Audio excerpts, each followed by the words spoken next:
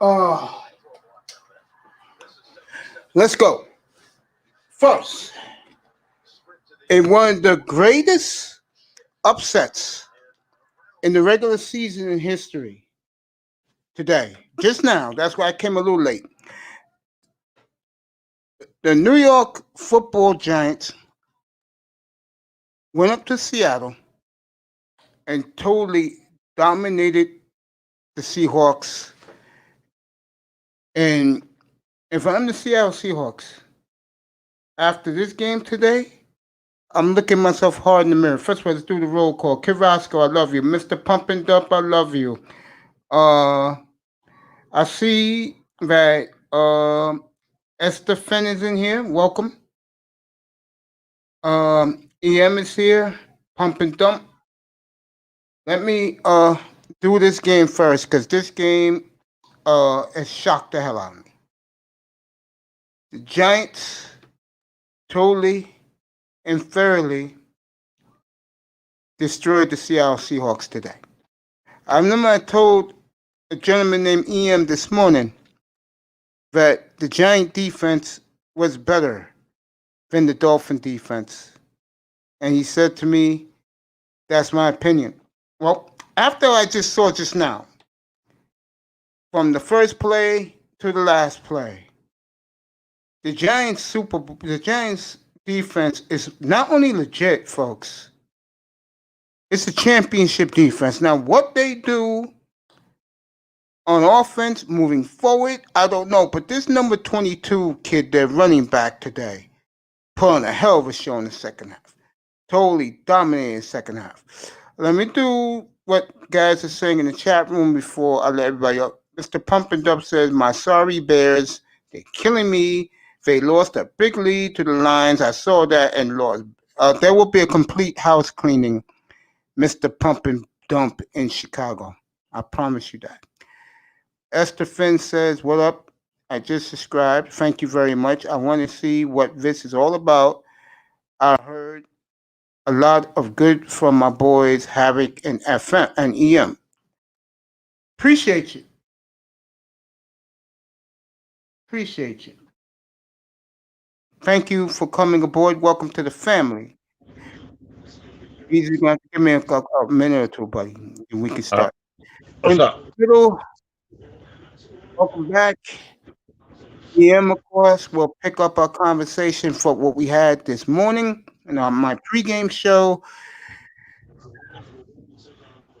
And no, Beasley, I didn't start. You think, because I got Dolphin guys in the room. I didn't start with that. Started with the biggest upset. And guys, I'm not joking. I saw the whole game from start to finish. Total, complete domination by the Giants defense. I told him this morning. Yeah, you said the defense was good this morning. The Giants defense is better than the Dolphin defense. Well, they proved it today. Because the Giants in Seattle Seattle had one common opponent, the Dolphins. Against the Dolphins earlier this year, Miami played scared because they still showed Seattle the respect of the Legion of Boom, which I told Dolphin fans they are long gone. Today's game, the Giants did what Seattle should have did. Kick their fucking ass over in the field.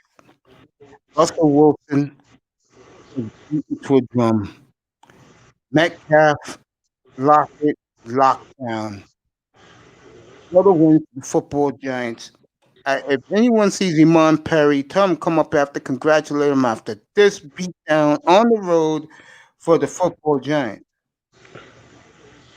Byron didn't play that game. Yeah, I know who you're talking about. I know who you're talking about. I know You Yeah, you think away? You think home games make that much of a difference with no crowd? Usually I don't got my headsets on, bro. Now Oh, I got okay. my headsets on. What I'm trying to tell you folks is the Giants, to me, after this win on the road with Colt McCoy at quarterback, They should make a run in the NFC East and just win it outright. They deserve this win. They got me praising them. And that's something I never do. And you guys are from out of town, don't live here. I'm going to have to hear it from Giant fans the rest of the year. Come on up. I'm going to drop the link again. We'll talk football post game tonight. I'll go everywhere, including Miami. Yes, Dusty, get your ass up here. Beasley, good evening. Good afternoon, my friend. You out in California. Good afternoon, my friend. Beasley. Bro. Beasley, I'm talking to you, bro. What's up, bro? By the way, Dusty, get up here, bro. I saw both games. I live here in New York. What a fucking character win for the fucking Raiders today. What a win for the Las Vegas Raiders. You talk about save their season. Come on up, guys. Star Platinum, get up here. Dusty, get up here. EM, get up here. You guys can continue your war. I guess Beasley dropped out. I wanted to congratulate him with his Raiders winning a big game. What a win for you, motherfucker. Congratulations, man. Oh man, magnificent, man. I watched every game though today, man. You feel me? You gotta watch like this, you feel me? You gotta see everything. You saw it. Yeah, you got a sweet setup, bro. You saw the game I was just talking about. I'll get to the Raiders in a minute. I seen the fight. It's gonna be some suspicious coming y'all's way, man. There's gonna be some fines coming. Your boy Howard got ejected. Hollins got ejected. What's his name? Shaq Lawson. Was it Shaq Lawson got ejected? Oh, so what happened with that brawl when the little guy got ran over? When Sean Williams shoved what you call in the face? Yeah. And yeah, it's gonna be some fines coming down from that. It's gonna be some guys. Get your asses up here, fellas. Let's go. It's gonna be y'all gonna have some fines and some suspension. Y'all got some problems coming up from that. That's a bad look because it was your best players. They got your best players. But I know, and I don't want to say nothing bad because I mean this is Cincinnati, so I'm not gonna like get carried away with what I saw. But I liked what I saw from you guys as young quarterback today. All right, I'll get to that. I want to get to the Raiders. Star Platinum wants to hear about it. Dolphin guys, EM, all you guys get up there. Quinte, my man Esteban, get up here. We'll do Dolphins, you know that. What a fucking win for the Raiders, man. What a fucking man, that was a loss. What are you talking about? I mean, we won, but like really, like hold on. See, like I don't see you see it as a positive that we won. I see it as a negative that it took to the last play. Because if you look at it, what was it? Ruggs, he had to fumble, and then he had to drop that turned into the pick. You know what I'm saying? And then he came through at the end of the game. But it's like, you know, the only reason we won that game is because the Jets were dumb enough to do an all-out blitz on the last play of the game.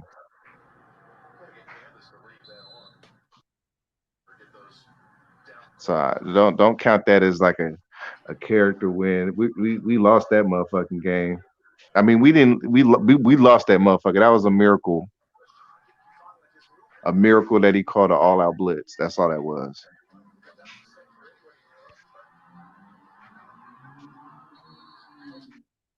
Let's look at the end of the Green Bay game. Nance is waxing poetic how big that game is next Sunday. Now we can start thinking about it. Dolphin guys up here, Star Platinum's up here.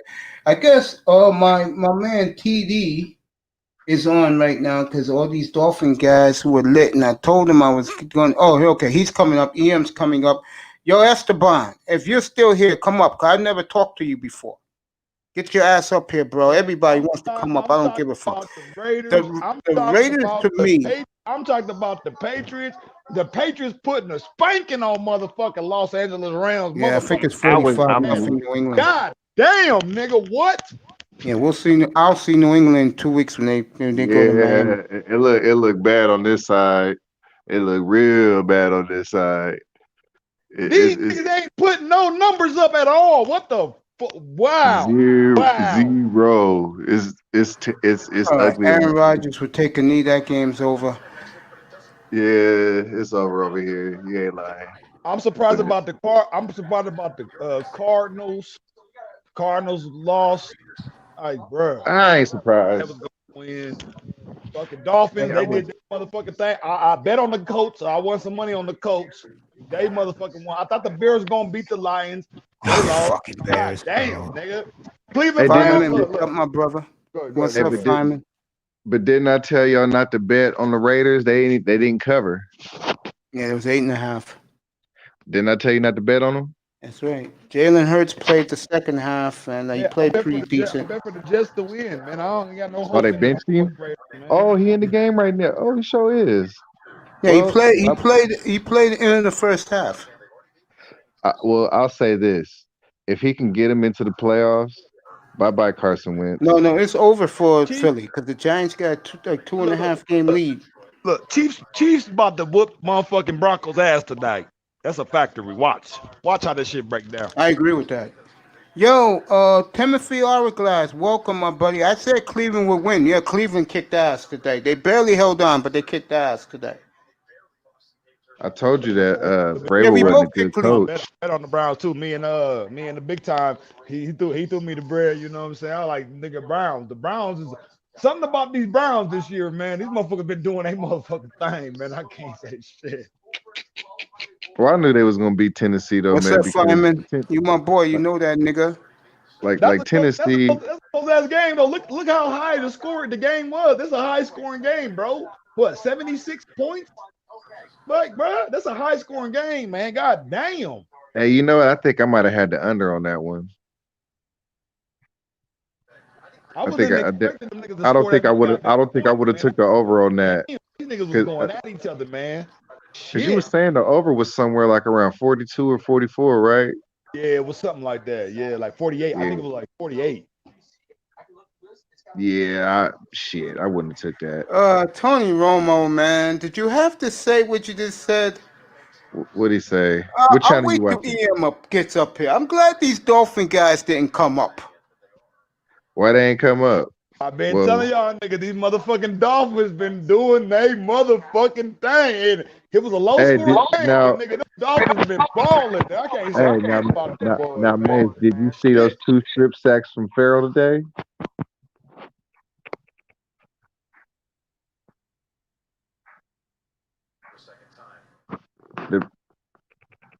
Can y'all hear me? Yeah, I hear you perfectly. I'm saying, did you see those 2 strip sacks from Farrell? No. Yeah, we got 2 strip sacks on them earlier in that game. It was just a shame, like the way that, because like really we should have lost the game. So like I don't look at a miracle play as something to look as a moral victory. I look at it like it shouldn't have came to that.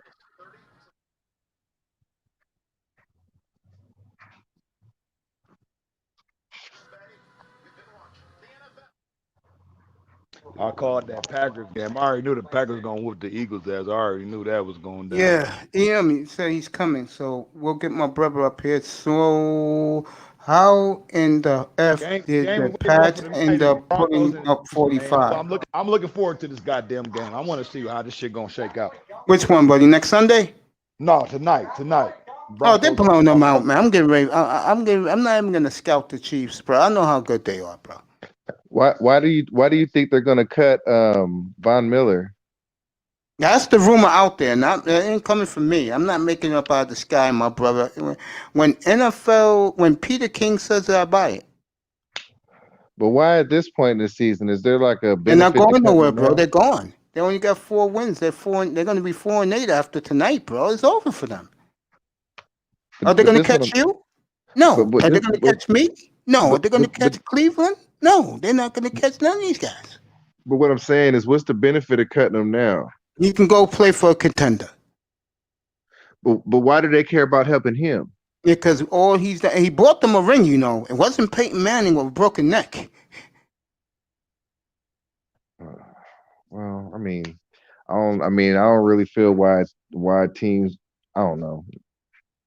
The Pats put up 45 points, Fireman, because they're playing a 3-9 team. I can't believe that about the Pats, but these motherfuckers been shaky than the motherfuckers, man. And you're right. Hurts Pats should have ain't been played doing earlier. shit, man. Like, what the fuck? These niggas put up running score of 45 to nothing? Damn. Romo said that Kansas City and the team they're playing next week have no flaws. Who said that? Romo? Yes. I mean, Romo's a smart dude, but that's just not accurate. Like even I know that's not accurate. Like, cause like even to like even because I watched you guys' game today. Well, I've watched other games that you guys played, but I actually kept the audio on you guys' game today, and I'm seeing some things that reminds me of the old multiple D, but it's not exactly the same. And even though you guys using 3-4 personnel, when you line up, it looks like a 4-3. You know what I'm saying? Because you run it because like really this game it wasn't a whole lot. You guys blitzed here and there on the big plays, but for the most part, it wasn't a whole lot of blitzes. Y'all was getting pressure with 4. Yo, Beasley, how you want your $2, bro? You got the cash yet? I'll send it right over there to you, bro. I wanted in large bills. What you mean, nigga? You mean pennies? What you talking about? I'm just fucking with you. I put in there. I wish I had a pair of balls and would bet 20. You would have got me too, nigga. Goddamn. Yo, if Esteban's doing here, bro. By the way, I will say that Jakeem Grant hit was some of the dirtiest shit I've seen since that's the dirtiest shit I've seen since the Gronkowski hit on Tre'Davious White. What you talking about, Dusty? What you talking about? Hold on. What you talking about? I'm talking about the reason why the fights happened because. All right, so what happened was the first time Jakeem Grant got hit, they basically timed the hit to where like he catch the ball and they smacked him, you know what I'm saying?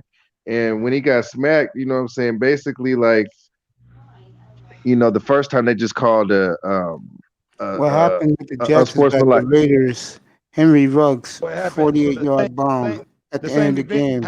Multiple times is what you saying, Dusty? It happened multiple times. Yeah, the first time they called a personal foul, unsportsmanlike conduct, and then it happened again. But the second time it was early, like it got the dude hit him before the ball got there. So it's like you telling them to do this, you know what I'm saying?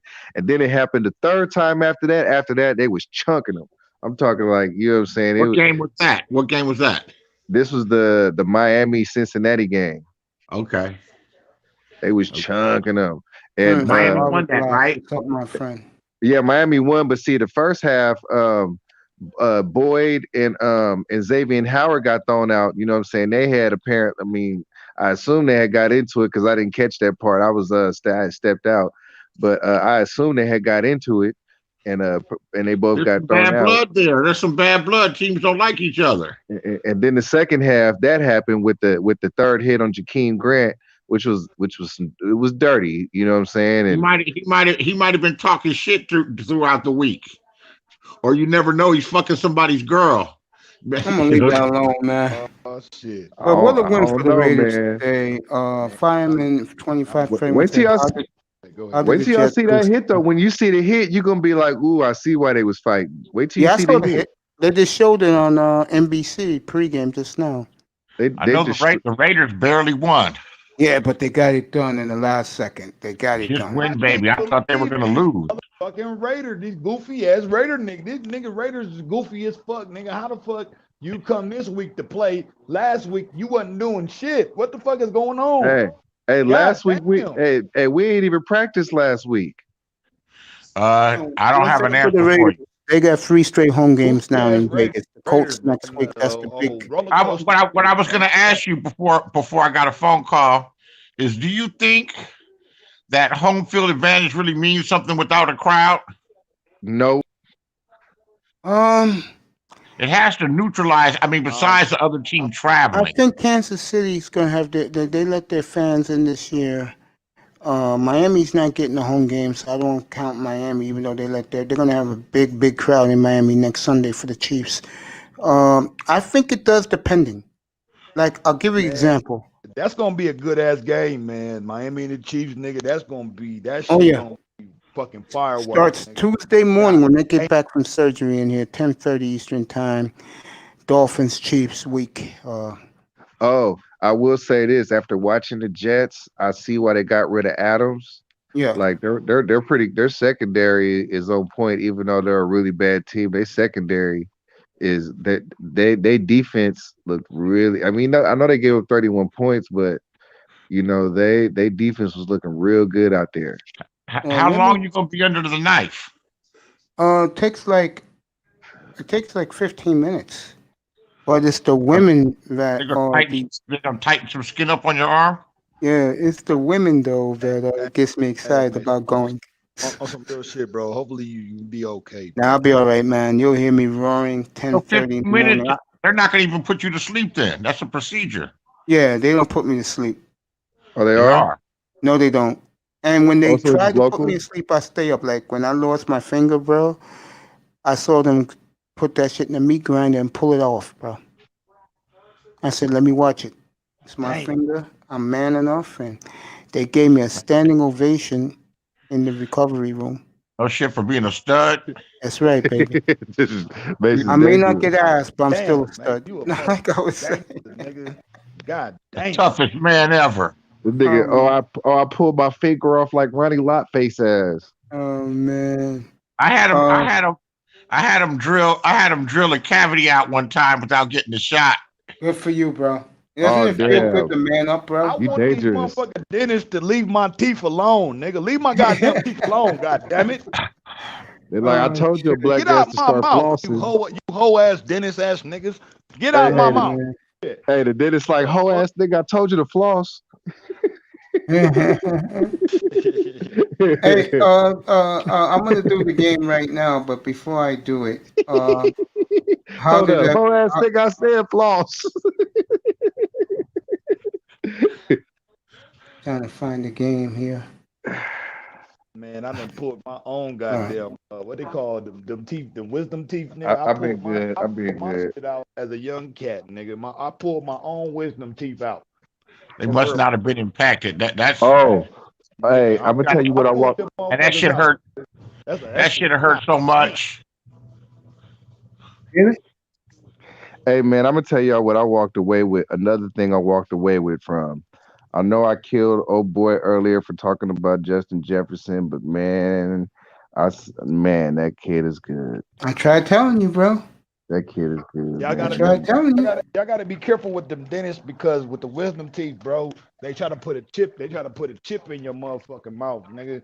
With them wisdom teeth. Just be careful, nigga. I'm just putting niggas out there. Man, what the? Who told you that shit?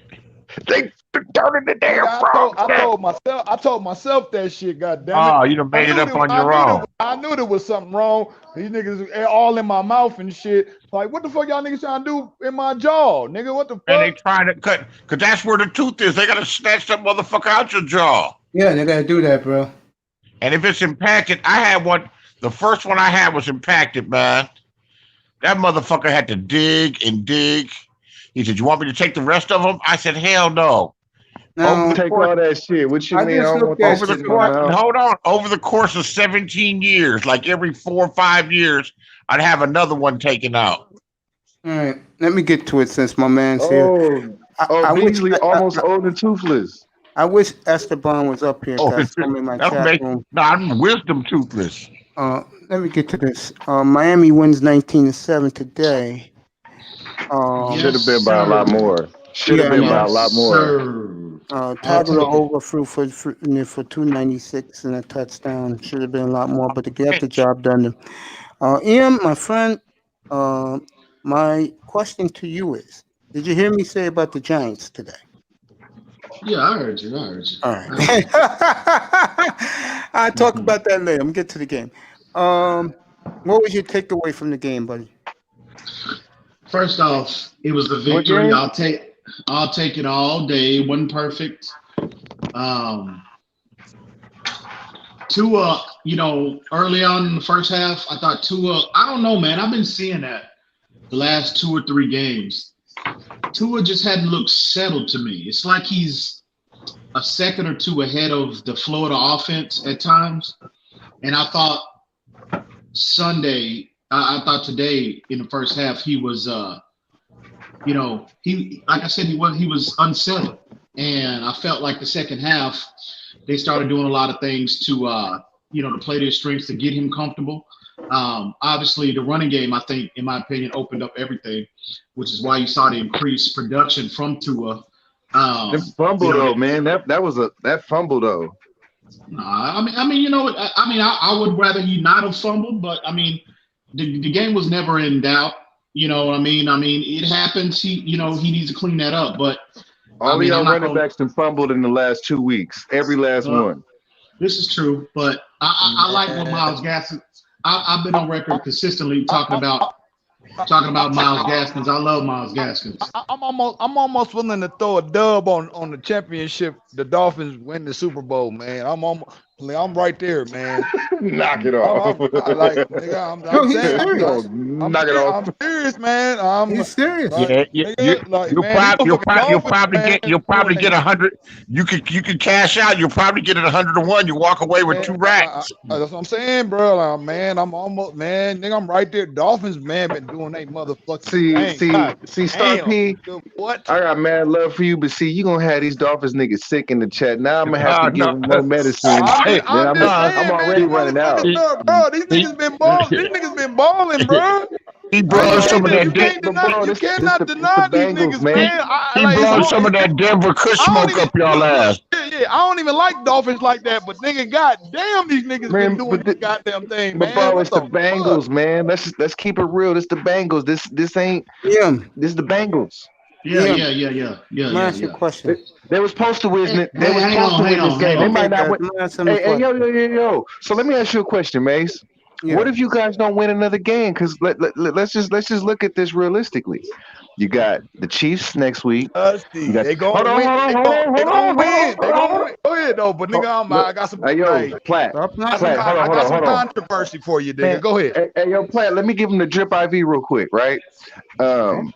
If you all right, so you got the Chiefs next week. You got the Patriots the week. And then at Buffalo. You got the Patriots the week after that. Then you got the Raiders. Then you got Buffalo. You could actually lose you could lose all of those games.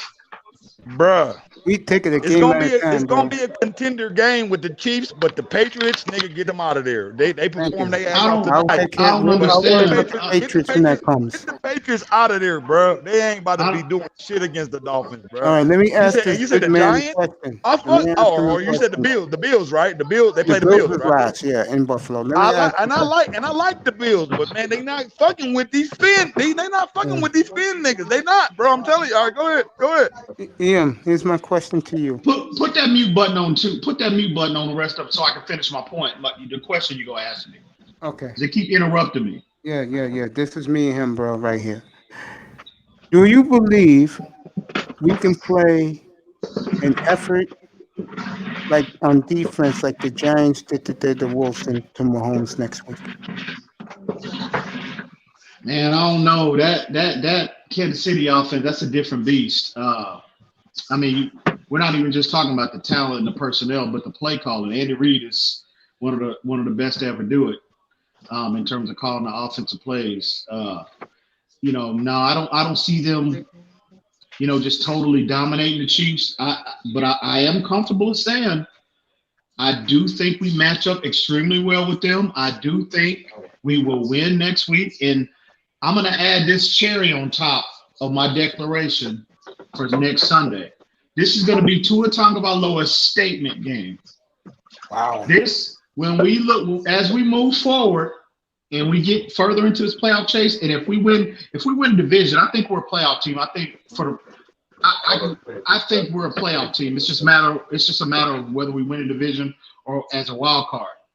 But I think Sunday is going to be Tua's statement game Sunday. Wow. My friend. I love what I saw in terms of the play calling in the second half.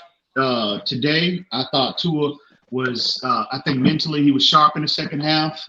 It's like he got his feet underneath him. He settled down, stopped listening to all these outside all the outside noise, and he got focused. He was razor sharp in the second half. And Well, I think apology.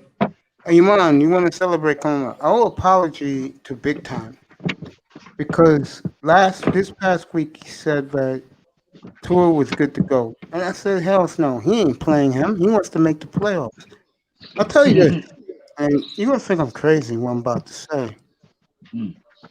If he goes toe to toe with Mahomes, and If you go toe to toe with Mahomes, this, That's he what I went mean. toe to toe with Kyler Murray. You ain't coming up on the cash app, my nigga. He left. I'm here. I'm saying like you saying if he goes toe to toe with Mahomes, that's why you sick, man. You actually like you wasting time talking about that. Like there's no way, dude. You guys are gonna lose by 40 points. Okay. Yeah. Well, we'll see. I'm gonna finish the question. Go ahead. If he goes head to head with Mahomes, how satisfied? Because you're a big fan of his. How satisfied would you be that they found their quarterback? Well, I'm satisfied now, Mace. Tua has shown me, and before I get to that real quick, for all you fans out there, I Test Sports and everybody else that was on that Herbert train, did you see Herbert today? Did you see Herbert today? Yeah, I saw it. I got a I saw question some for of all it. y'all. I test all of y'all. They like one Herbert game train, to have a player that all of y'all that was hopping on that Justin Herbert train, did you They see him today? They played bad, and now all of a sudden he's And let me ask, hey, wasn't EM kind of hard on Tua the last couple weeks? No, not at all. No, He's a Tua supporter. No, bro. Oh, was that was eye test? Yeah, I No. test myself. Yeah, I test. yeah, No, I'm just subjective. I'm just subjective in my evaluation about every player, not just Tua Tagovailoa. Every player on our team doing that though. Freezer. So I think now I'm comfortable now. A lot of it been up and down. I've seen Not enough necessarily. from Tua. You know, I hadn't seen the consistency, but that's normal from a rookie. But Tua has flashed enough to me to convince me that he's worth going all in on and making a long-term investment in. I love what I'm seeing. And again, all these questions about this kid's arm strength. Did you see that 55-yard flat-footed throw, flick of the wrist, and the ball's in the air 55 yards and hit Jakeem Grant right in the palm of his hands and he drops it? Did you see that? I did see that, man. I agree with. I'll take that on the chin. I'll take that on the chin. Iman, come up here. And did you hear the announcer say, "Damn"? He said, "Man, I did not see again buying into that narrative, that pre-draft narrative that this kid don't have a strong arm." He's like, "Man, I'm surprised that he was able to pass the ball." But they did take the training wheels off of him again today, though. They did. They let him throw it around. I think he threw the ball like 30 times a day or something like that. 39 times, 26 for 39, 296. But you know what that tells me? Tua is he's retained more of the playbook. You can't go to up tempo like that in 2 minutes, 2 minute offense if Tua is not aware of what he's supposed to do. You can't do that. His security blanket is a security blanket.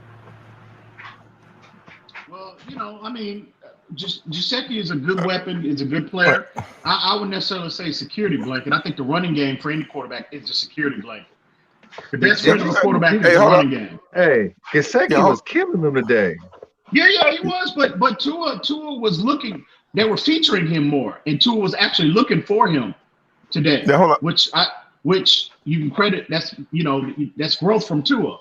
Because Tua's not used to throwing the tight ends at Alabama. So that's growth in terms of his overall development. So excuse me, can I say something real quick, man? I'm sorry, bro. I'm gonna leave you alone. Y'all talking y'all Dolphin stuff. I know, I'm not in trying to interrupt. I'm gonna tell my nigga Mace, man. Hey, Mace, you my nigga, bro. I'm sorry for last night, man. If you kick me off, I deserve it, man. You should. Yeah, that's all right, bro. Well, you still my homie. We were just fucking around, but no, you guys didn't come back. I was just fucking with you though, man. Yeah, it's all right, bro. Because I'm a man of my principles, and I did what I did. I'm cool with it, bro. I feel And you good. said this a good brother, man. I want you guys up here right now. Now hold up. Let me get up out of here because I don't want to interrupt his live talking about the Dolphins and stuff.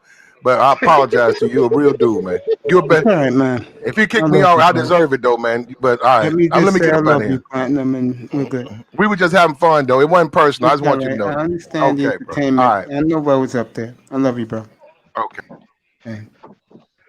EM, continue. Hey, Mace, I'm still a little salty about last night, nigga. That's me and you. Yeah, nigga. I'm still a little salty. I told about you life, nigga. that. Why the fuck you was I coming told in you, like let it that, go, nigga? bro. I'm good with you. If I wasn't, I wouldn't have let you I up here still this love you, morning. nigga. Goddamn, nigga. What the fuck was that? What was that about? I don't know. Still don't understand. We'll talk about it privately. We'll talk about it privately tomorrow night, bro. Like my nigga, like what the Yeah, fuck? we're good, nigga. Don't worry about it. I'm I worried want. about see that shit right there. How you be saying the shit? How you saying it, nigga? That's where that be stirring the shit up, nigga. Dude, Hey, we're good, bro. Don't worry about it. Seriously. God. I passed it, bro. It's a Sunday night. It's NFL recap. This is what I love to do, bro. Hey, We're good. Come on, get up here, 'cause I got these something to say. You Broncos, missed my monologue to open my about to get show. smashed. These Broncos about to get smashed tonight. I'm gonna just say that. Yeah, that's what Denver's gonna get smashed. EM, I Yes, want sir. you to before I let you get the platform, I'm gonna give it to you. Yo, big time, owe you apology because I was gonna tell you an eye test right before kickoff that tour was gonna start. I saw it on Fox that our boy said it. You know, Jay Glazer said it. So I owe you an apology because early this week you said that he was good to go, and your boy performed today. Sean Jones, congrats! I know all these Dolphin fans are in here now. Fife Bud, you want to come up? Come up. Everybody's in here now. My nigga, big time. That was a close ass game, my nigga. Hey man, god damn, them niggas was banging today, wasn't they? Cleveland and Tennessee, they was like, man. Yeah, Cleveland looked good Ooh-wee. today. They did. Star. So I Ooh-wee. ended up sending that to you the first half. I said, "Son of a bitch." I said, "How the hell does this happen? These motherfuckers gonna do this today to me?" Like I blinked and they were up 28-0 and shit like that. I went, Man. "Fuck!" I told Platinum too. I said, "Good bet." I said, "This was the worst bet I've ever made in my life." I'm starting to like Star. Star's hyped up. All right, But that shit was tight, man. That shit was he tight went though, crazy bro. last night. That shit Man. was I love tight. him. A tight You ass got game, man. Star, Yeah. you got your money right though. You got it right. Oh yeah. Salute, Yeah. man. Hella fact. Well, I owe Yeah. you an apology. King Don't B, worry about it. good evening. Don't worry about it. EM, Man, it's good, man. it's EM. I do it for a man named the General for his Lakers. I'm gonna I start need doing it for you. I need Man, Star this to is be a like my Sunday neighbor. recap, man. We Yeah. can say the Lakers for later, man. This is Yeah, no, I'm Sunday not doing the recap. Lakers. EM, go ahead, my brother. You have my permission. State of the Dolphins address. Go ahead. I think, if you're not a Dolphin fan, I think nationally, all the other the fan bases and the media, et cetera, they need to start taking notice of what's actually going on and what's brewing. That perfect storm is brewing down in Miami. Obviously, this defense, the last 2-3 weeks, I think they've gone to another level. And, again, as we move forward to Sunday, facing the Chiefs, that'll be a good test of where we are overall as a franchise. If we're competitive, again, that's the defending world champions. You've got I think Patrick Mahomes is a shoe in it for MVP. So that would be a good test to really sit back and really figure out where we are as a team, as an organization.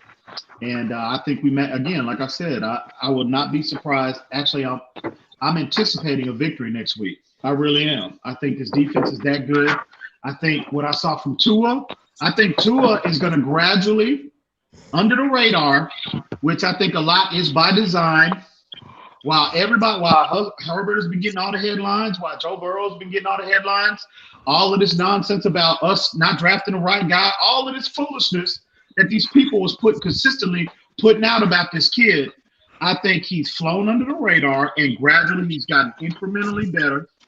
I think what we saw in the second half is more, I think that's more of what Tua is capable of. It's not just the Cincinnati Bengals. Because the Bengals, you can say what you want about the record. The Bengals have talent on both sides of the football. I don't care what you say. That's not a traditional, atypical. Is that EM? Is that EM? Because I'm getting sick already. I can feel the pathology. Is that EM? Last time I checked, Let the brother finish. I just like them colors. Hang on. Right. There's some sharp ass. Last time I checked, Mace gave me the platform. That's what I thought. Am I correct, Mace? Yes, you are. So why you letting these fools keep jumping in and interrupting me? And I'm like, man, come on, bro. Let me finish what I'm saying. Then you can say what you want. All right, man. Go ahead. Go ahead. No. So I think what we saw in the second half today, play calling wise, schematically, I think that's something the Dolphins will ultimately build on. And obviously the running game was the most encouraging thing. They were actually opening holes up for Myles Gaskins, and I think moving forward, I'm telling you, that perfect storm is brewing. And it's similar. Think about this for a minute. It's similar to what we saw happen in Seattle some years back with the Legion of Boom. Remember how we saw that? That was a defensive-centric team, and Russell Wilson wasn't the player that he is now.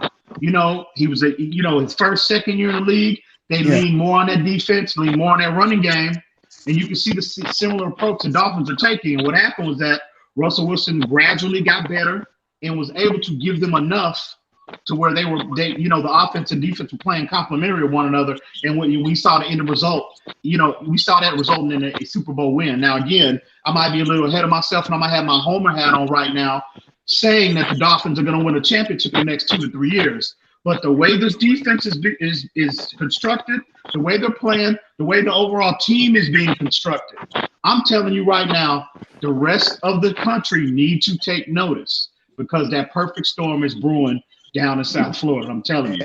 And all it's going to take is consistency from Tua Tagovailoa for this team to be in the AFC Championship game for the next 4 years. I'm thinking about that. They about to pull one off today, this year, nigga. I got the feeling they gonna end up getting a chip off this, how they playing, bro. I got a feeling, man. But go ahead, though. I don't know. I'm just saying. Before I give it to Dusty, how you gonna feel if they lose out? I'm saying, man. Not me. I'm not expecting anything big. Next year will be the beginning for me. Before I give Dusty the Raider address, because I'm fair, I want to welcome someone I never thought I see the day he will come up into this room, into this panel, right, Big Time? Mm-hmm.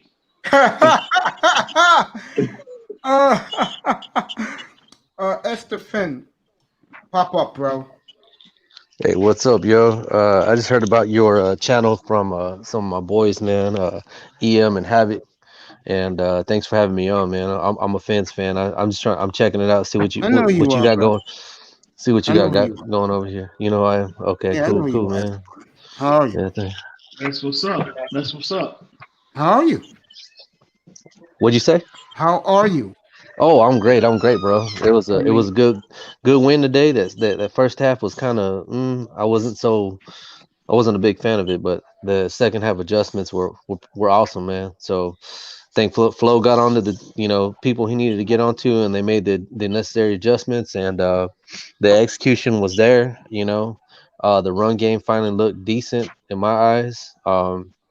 I just wish that Gaskins would have held on to that ball, man, and not fumbled. But other than that, man, Tua looked like day and night from first half and second half. So if he can start off that way against KC, man, sky's the limit, especially with this defense. Like I say to all Dolphin fans, game is gonna be tough, man. It's gonna be tough, man. I know this, but I want to say this to Esteban. EM already knows this. Big Time knows this. My brother King Beef knows this. I test. When you come in here, my brother, you're not getting no rah-rah. You're getting facts. And what I mean by facts is, I ask these guys who any team they like, what they see. And I don't have to agree, Esteban, but in this chat room, in this platform, I let you guys talk and have your opinion. That's it. So welcome aboard. All I know is I'm gonna be watching that Appreciate damn it. game, play for play, man. That Dolphins and Chiefs, that shit gonna be interesting. I Fucker, man. I will seriously. Um, with me, I haven't been. I'm not. I haven't been this excited for a Dolphin game in a long time because the kid on the other side of the field on offense, I love. He is so phenomenal. I mean, and this is a test for our young defense. We're going to see next Sunday. It's all I want to see how far we've come in 2 years. That's it on defense. All right, Dusty, for you and Beasley, go ahead, bro. Stay I'm of the really Raiders discouraged first. Go about. ahead. I mean, I'm happy to get the win, Is but I he told y'all not to is he bet on really us. a I Raider? told Is y'all. he a Raiders fan? Is he Oh, really a hell's Raiders yeah. fan? Hell yeah. Oh yeah, I'm I a can't Raider fan. I can't tell you. You seem like you flip flopping on a week to week No, basis. no, no. But What go this ahead guy though. does, But go ahead. what this guy does is what I do. And a lot of guys who come up here, my friend, we watch the whole league. We talk about everybody. Except that when you guys come in, the Esteban's going to learn this. Is that he comes in consistently, big time. I test you, when you guys come here, Dolphins are first. You understand that, my brother? That's what's up. That's what's up, right? That's what's up. There you go. Go ahead, And Dusty. Talk Spurs about your Raiders. and Spurs talk too, baby. Don't forget about the Oh Spurs, yeah, I baby. do Spurs. You know that. Yeah, I'm not a. I'm a Raiders fan. Been a Raiders fan since the Steve Berline days. I'm not completely. I'm actually kind of disappointed by what I saw today, to be honest with you.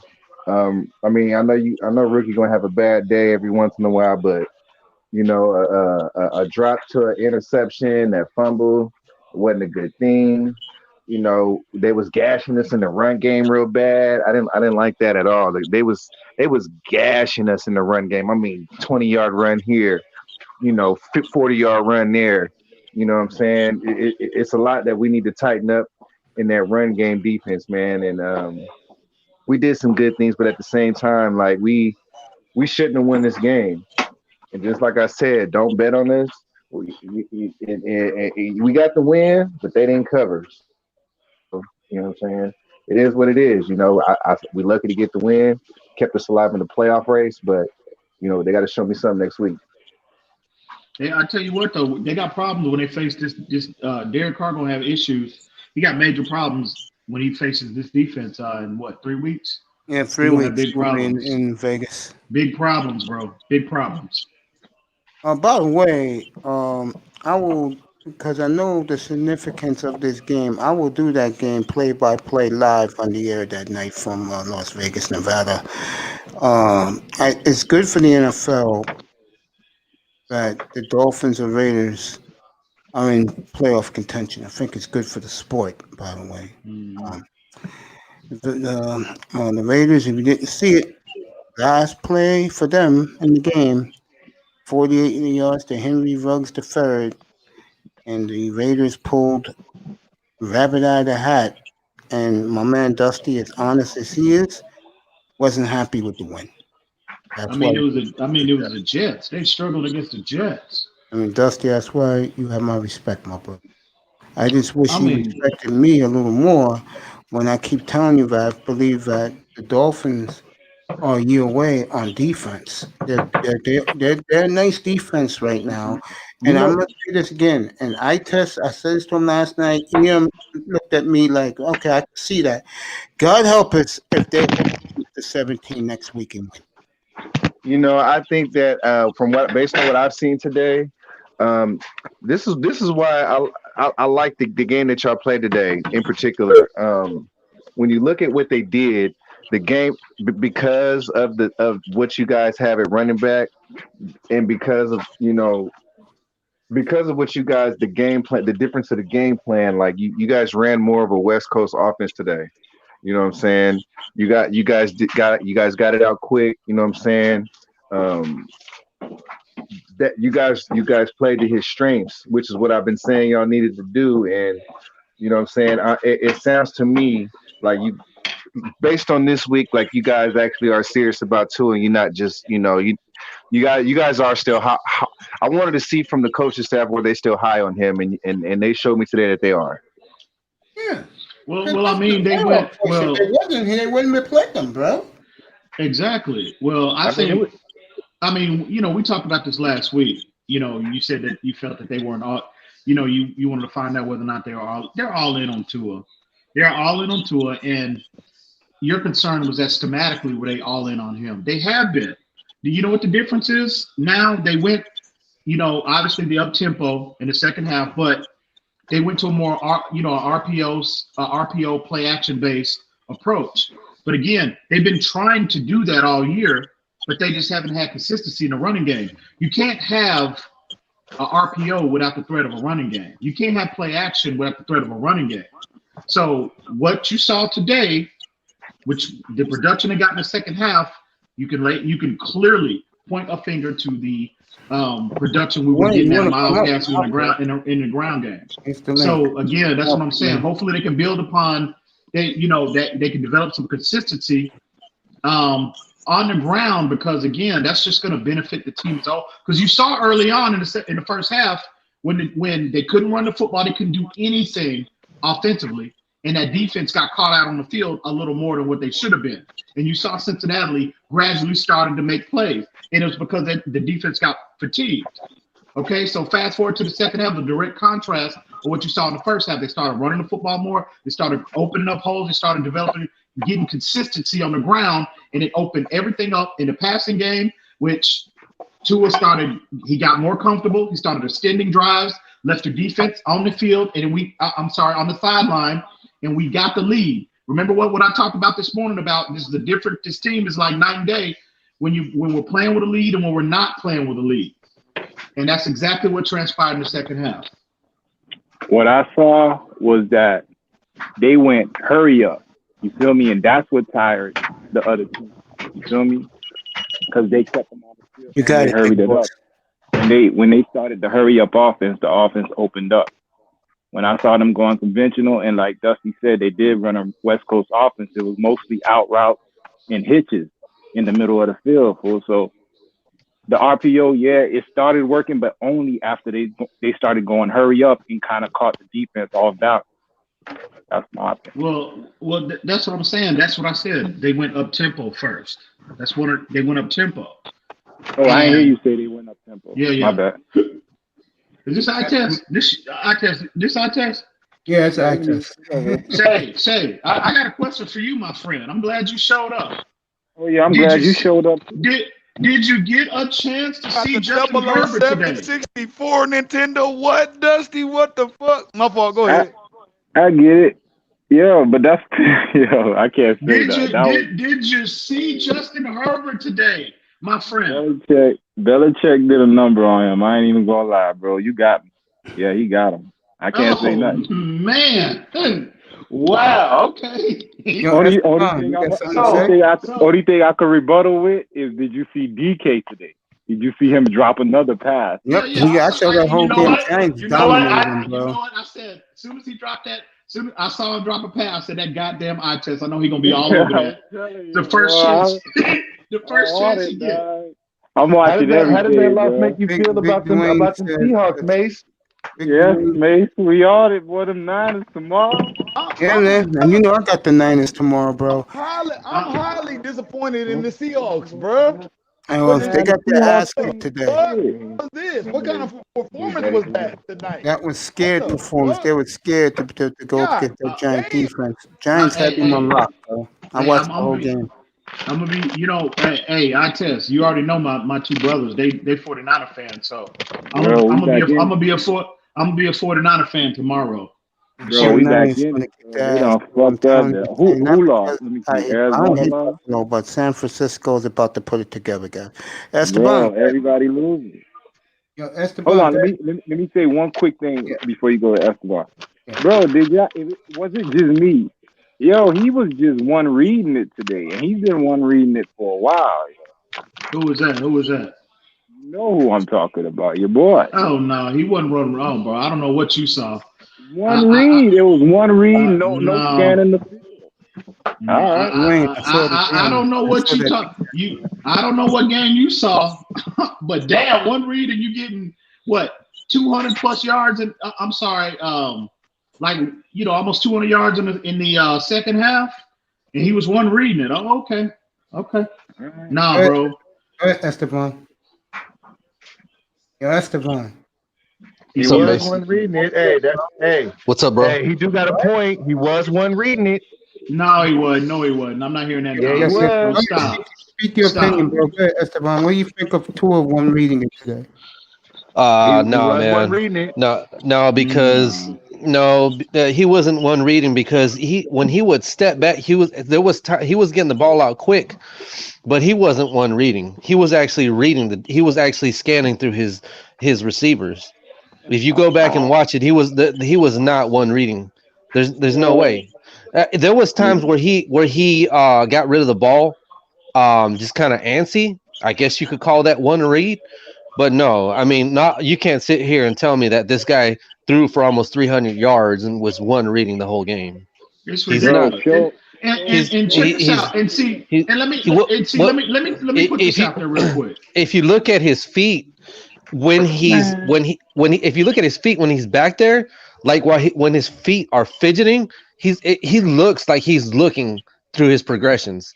I don't know, man. I'm just being 100% honest, man. That's the most unbiased opinion because I was one of the people that actually thought that he was a one-read quarterback, bro.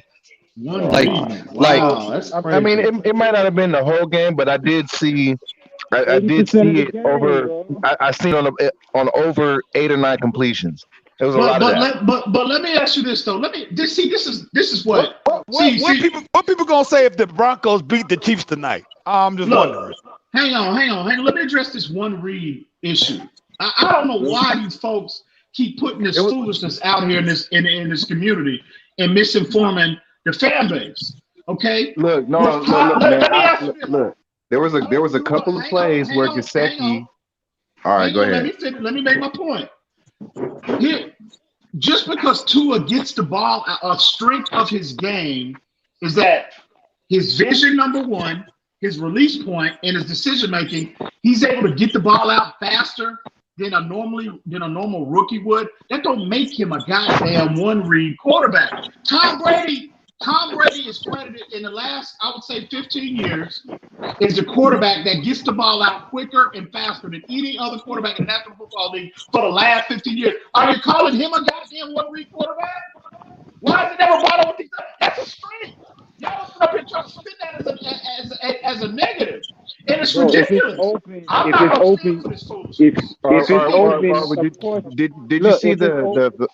you see the long catch from did you see there was a catch that Gesicki made? It was like it looked something like a slot out to the left, and he caught it maybe like 7 or 8 yards. Now there was 3 Cincinnati jerseys behind him. It looked like they was running some sort of zone, but he missed on what's that dude's name?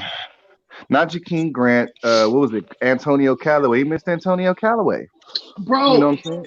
So there was times that the execution wasn't there. You could clearly see that, but he turned the corner in the second half, and that whole one read quarterback narrative that dies out if you just watch the Arizona game. Bro. If you watch the Arizona game, he's going through his progressions the NFL for an entire 4-quarter game. And this game was different because they went up tempo in the second half so that he would have a rhythm.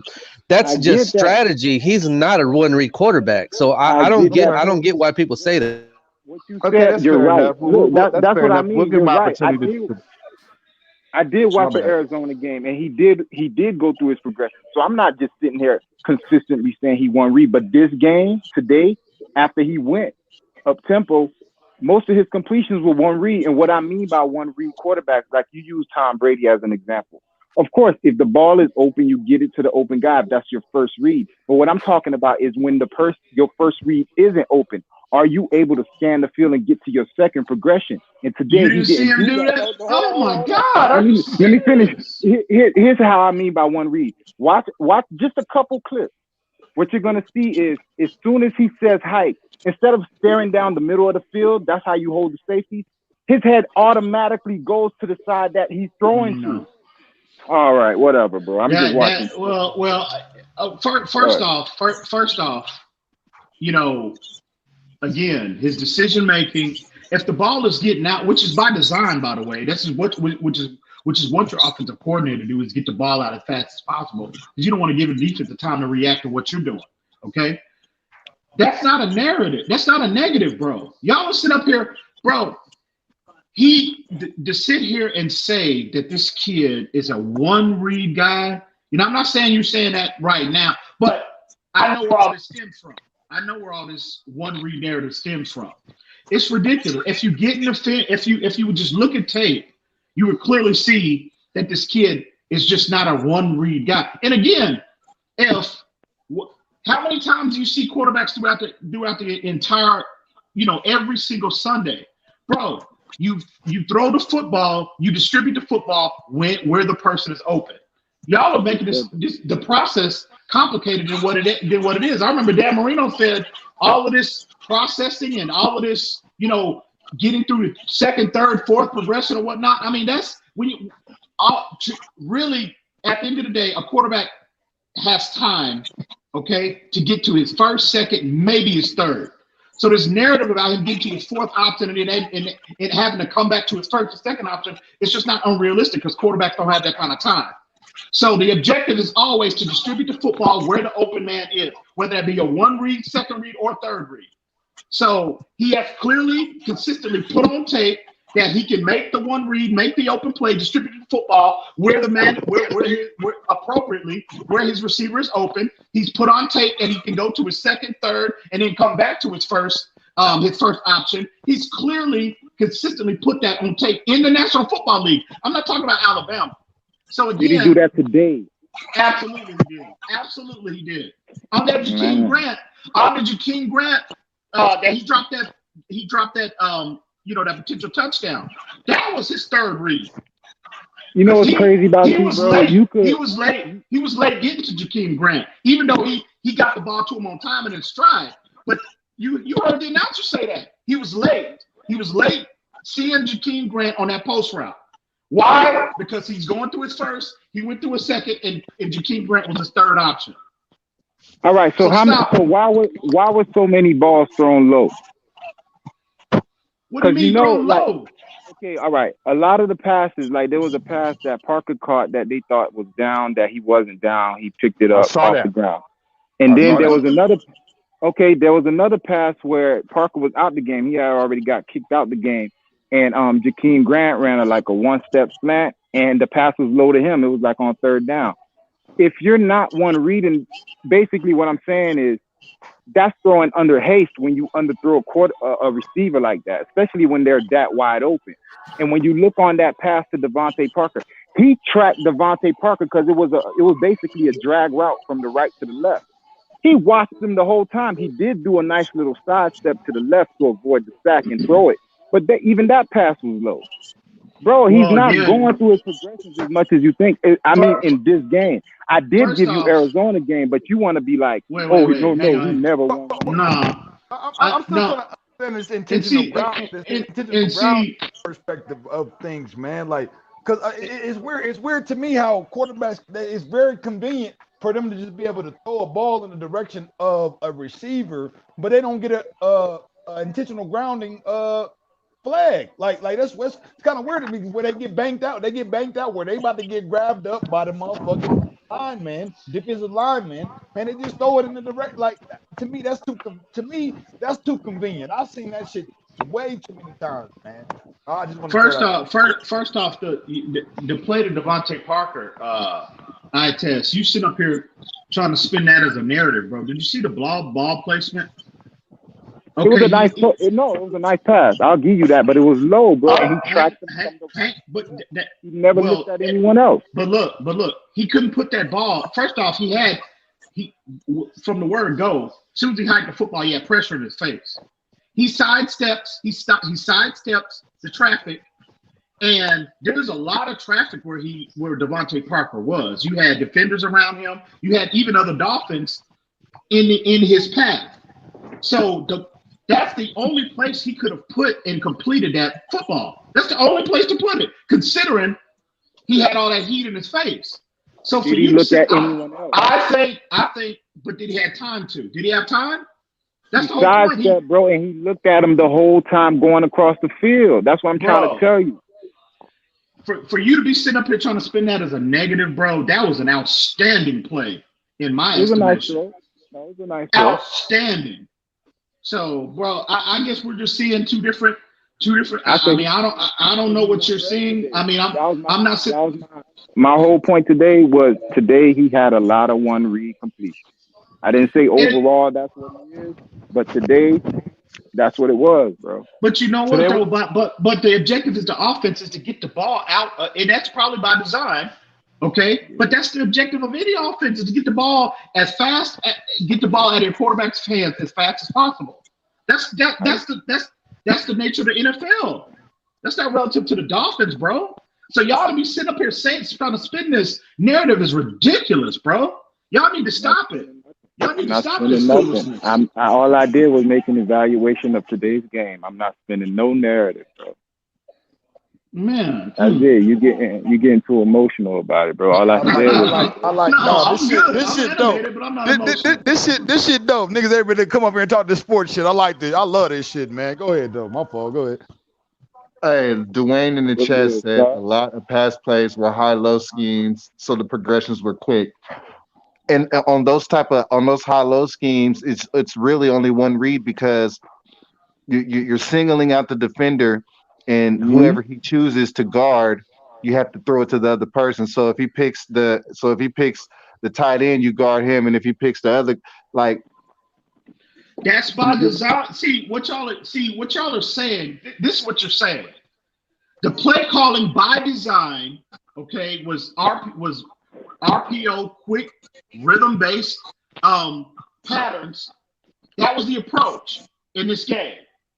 So Tua goes out and he's successful in that approach, and immediately y'all want to kill him and say, "Oh, it was one read." That's by design. He's doing exactly what the reason why that was is because like the Bengals, they're not scared of manning up, and that's pretty much what they ran most of the game.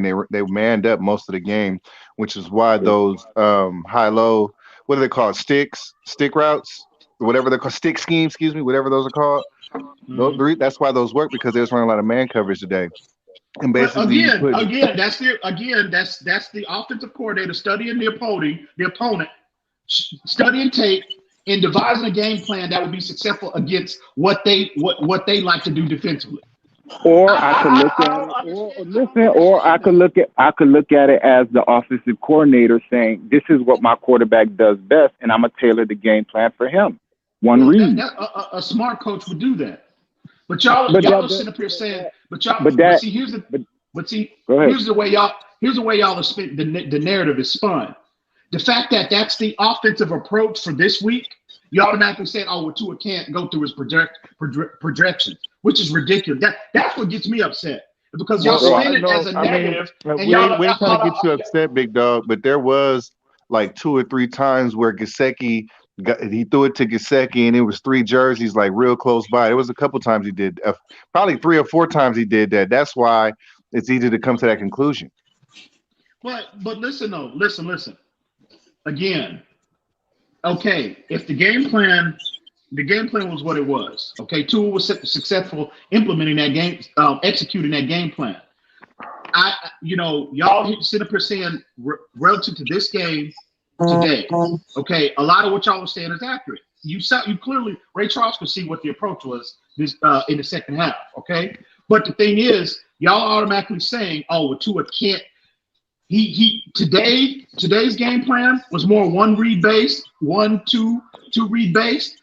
Y'all are automatically saying that he can't go to his third read. He can't go to his fourth read, which is ridiculous. Again, I just highlighted on that Jakeem Grant post route. That was his third read. Big time. Go ahead, bro. I haven't heard from you tonight. Your boy played. What you think? What's up, everybody? What's going on, Big Time? Big time. I got a question. That's my nigga right there. Go ahead, Big Time. Spit your shit, nigga. I got a question for you, and this is for everybody else as well. So I'm with a little bit with Dusty with like how he feels about his team, not with the with the win. He's not impressed. He's not very happy with it, but he got the win. And I'm kind of the same way with a little bit with the Dolphins because of the first half, but they did some, they did a good job, bringing it back the second half. So I was in, your boy Reasons. I was in there listening to everybody, just watching the game, watching them.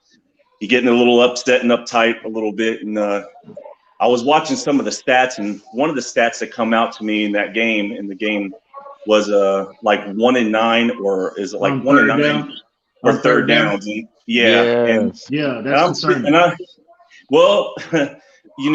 I believe it is. When I was listening to Ball Game, and I like Ball Game side of things because he's a coach, so he has that view of things that I would never even think of. Going, okay, that makes perfect sense.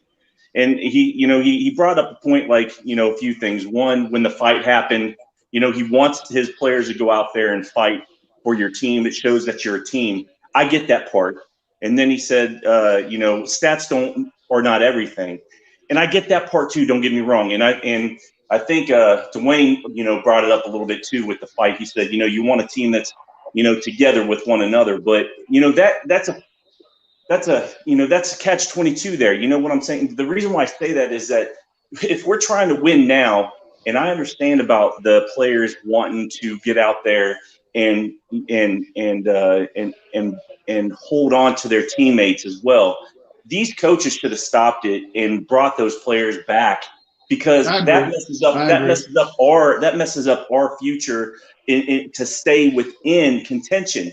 Now you're thinking that if you have multiple people thrown out, because the NFL will look at it, and let's just say they throw more people out and suspend, we're in a horrible situation. So again, catch-22. I want to see these players fight for their family, but there's a time and a place for that, and that wasn't the time. The coaches did a horrible job for that. The third down conversions, again, I understand that's a stat, but like I told, even though I don't think Ball Game's seen it, I sat there and stated that those third down conversions are going to come and bite us in the ass at the end of the day going forward. And it's a stat, yes, but again, it's a huge. So I want to know, by starting with I want to know what your thoughts and your takes were on that in that situation. Well, I agree. Now, I agree with the team and the players and Brian Flores in spirit. You want to be in a position where you want to have your teammates back. I get that, but you have to be aware of where we are as a franchise and where they are as a franchise. We're in the midst of a division race right now. Right. So I get it, Flores, and he even said that in his post-game Zoom session that he needs to do a better job of controlling his emotions. And I agree with that 100%. You got to act accordingly as a coach, okay? And players throwing punches, and fighting and all of that. No, there's no place. There's absolutely there's no room in the game for that, in my opinion. I get everybody's upset. I understand that, whatever. But again, you got to be mindful of where we are, where they are. If the NFL comes down and they get Xavier Howard, they get Devontae Parker, they get Matt Collins, those are 3 significant contributors on defense, offense, and special teams that we don't have at our disposal for next week. And I think we can all agree. I think we can all agree that, if them 3 players don't play, it's a wrap next week. You know what I mean? Right. It's clearly a wrap. So, again, I agree in spirit. I agree, again, listen, pardon my language, but find them niggas in the offseason sometime. You know what I'm saying? And hell it then. Don't do it you got to be mindful and aware of where we are as a team. And now, as far as the third down statistics, I agree 100% as well. Third down is the most important statistic, in my opinion, because you're converting.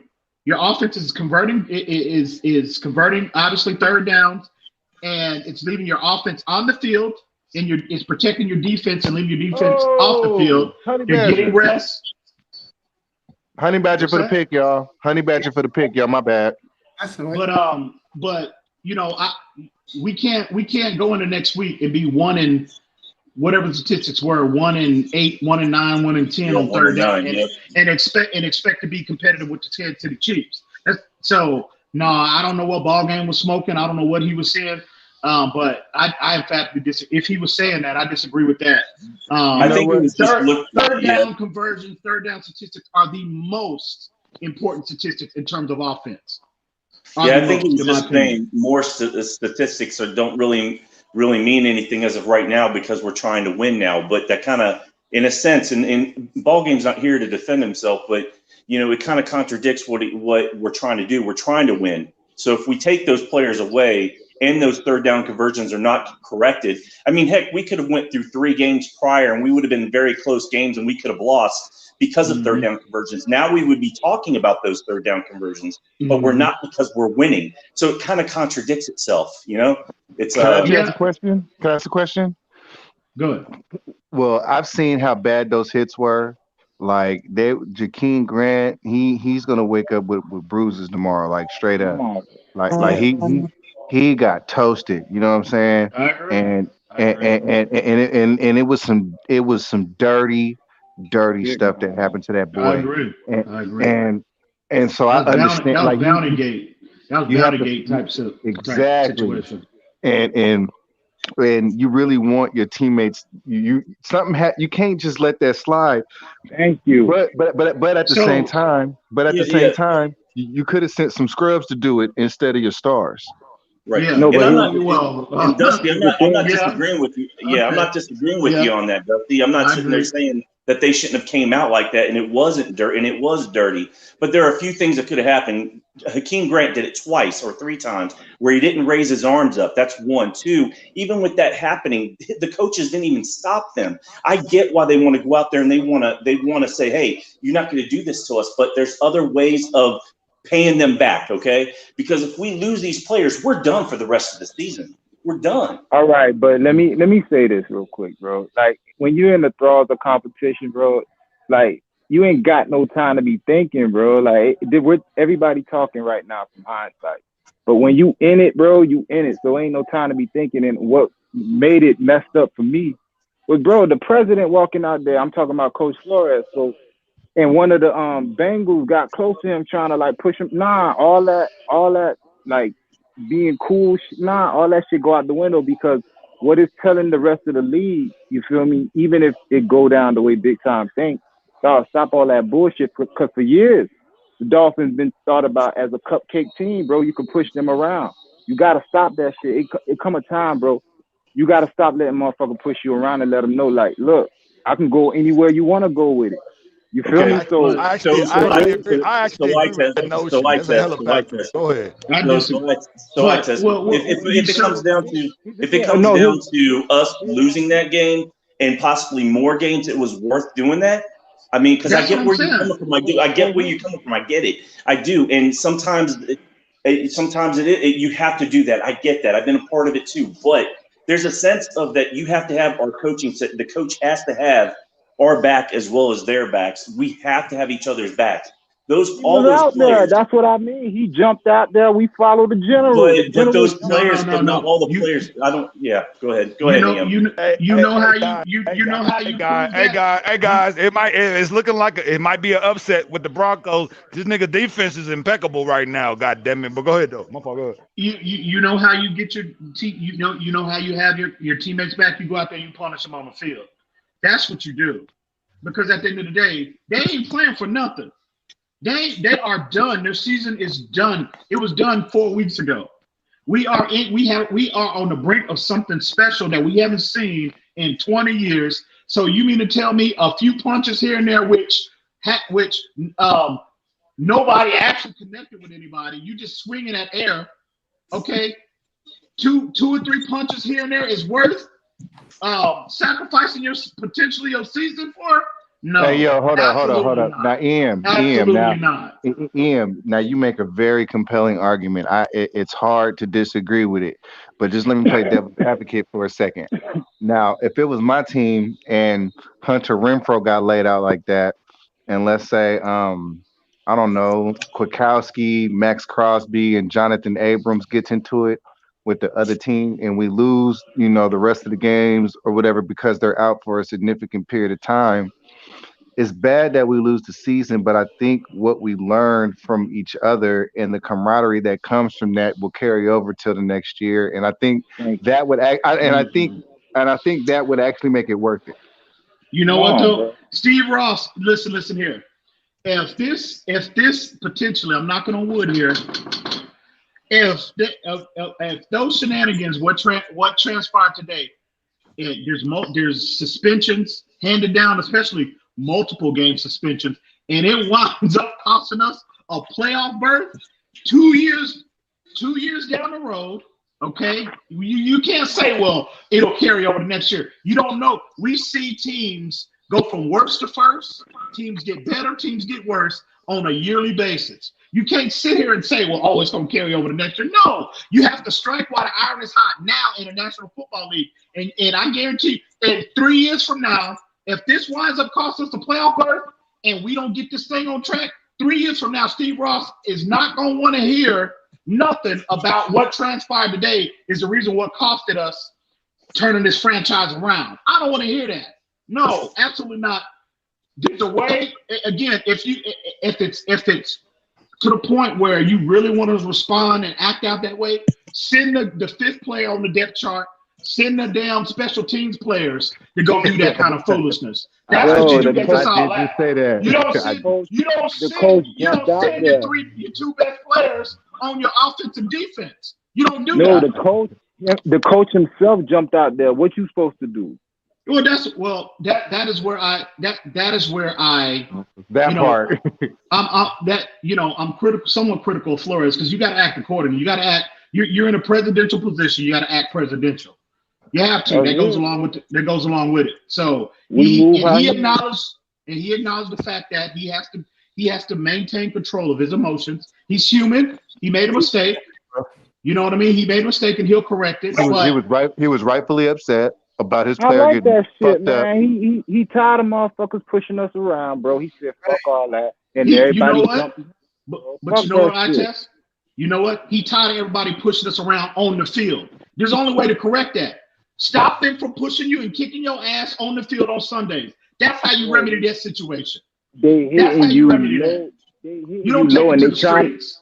They trying to hurt your players on purpose. They're not even playing football now. It's basically like a nigga throwing something in your face and just turning around like you ain't gonna do shit and doing it again.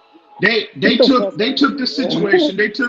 I understand it happens in the NFL, but it's not the correct thing to do. They took a football game and they took it to the streets is what they did, and they shouldn't have done that.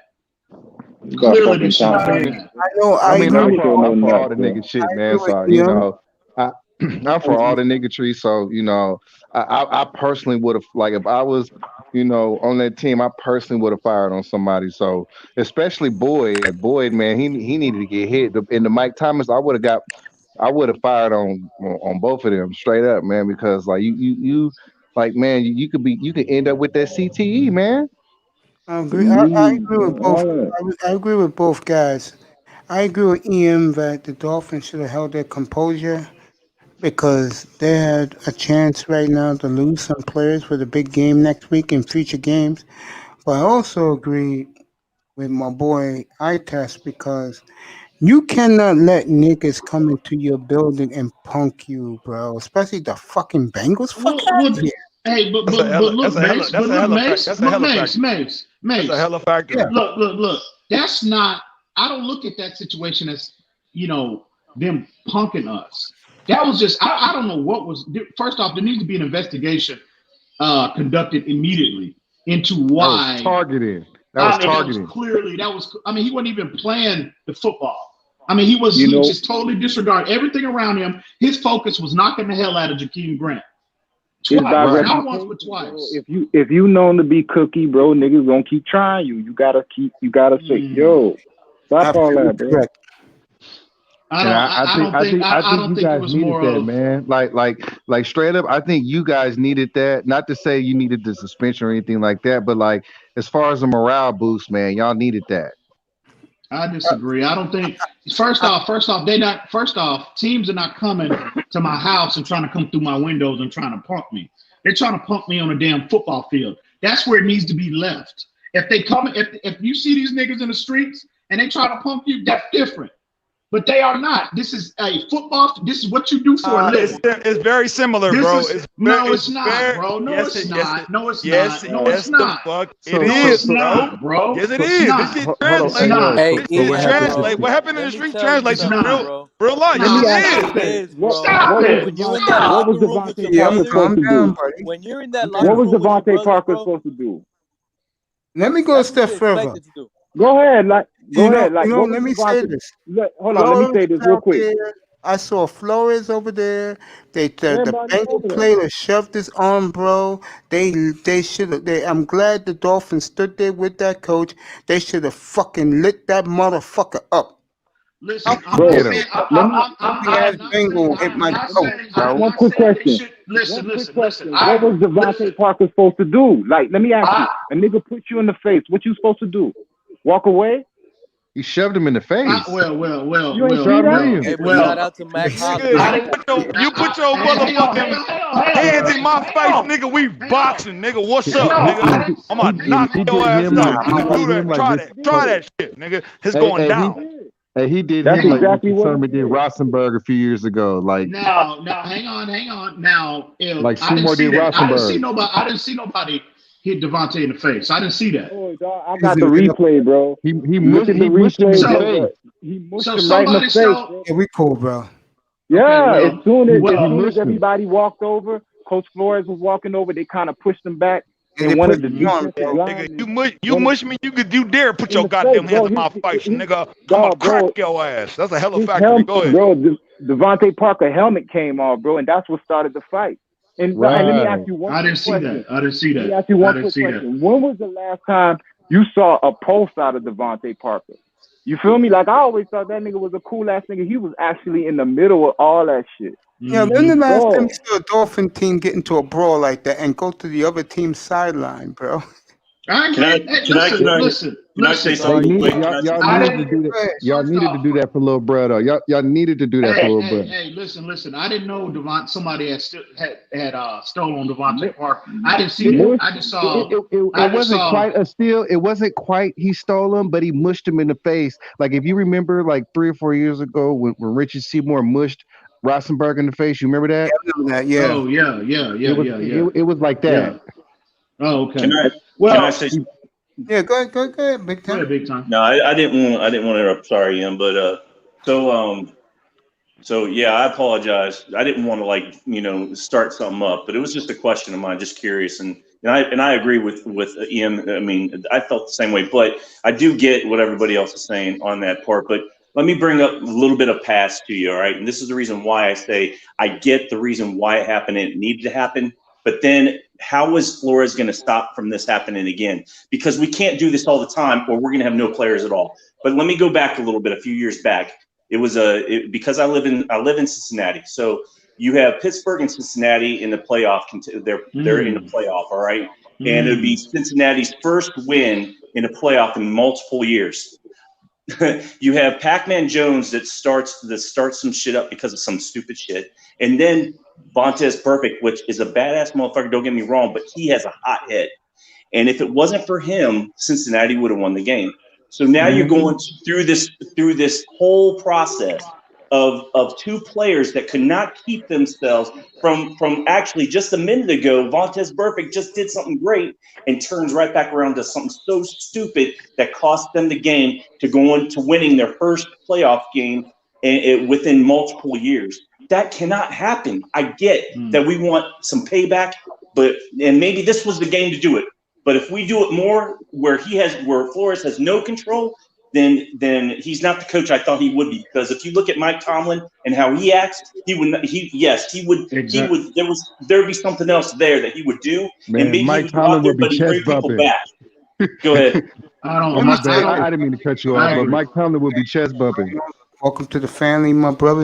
You should have been up here from day one.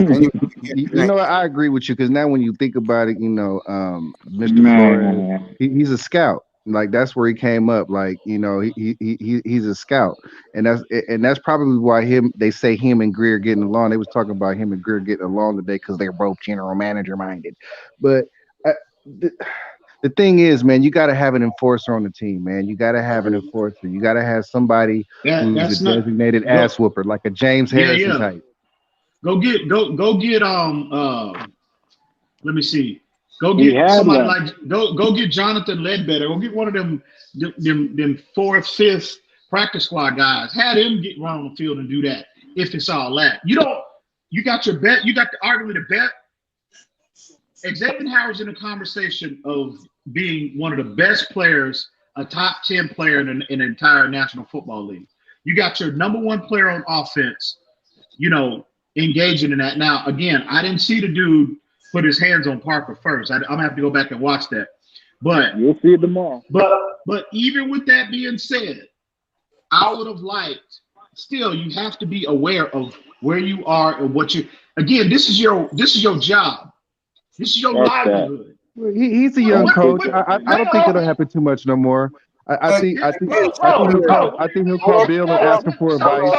So you mean to tell? So I test. You got a job paying you $150,000 a year. Somebody say something to you or get in your face that you don't like. You just gonna fight, haul off and steal on the dude, and then get fired and lose your job, losing all the benefits you got for your family? Is that what you're gonna do? Top jobs like that, interactions like that is not happening. But at the end of the day, I don't care how much money I'm making. A man put his hand in your face, you react accordingly, bro. Yeah, I was about to say, you don't fucking touch me, nigga. I'ma beat your ass, nigga. You put your hand in my face, on and popping, nigga. Look, I'm gonna be honest. This whole fighting shit, You gonna be in the unemployment line is what you gonna do. You got human resources to handle all of that. That's what you have. All right, so basically you just gonna walk away. I get it. No. Listen. I love. Put your hand in my face, nigga. See what happens. See what happened, nigga. See what the fuck happened, nigga. That's all I'm gonna say. Tuesday's my birthday, Miss Miami. Rhinos, again, welcome, bro. That pissed me off today, Welcome. that I want to get out of my chest, Mason, everybody. Why in the hell on 4th and goal are we trying to call a trick play? Explain that to me. You know what I'm saying? Like, it's 4th and goal. You going for it. Just go for it, bro.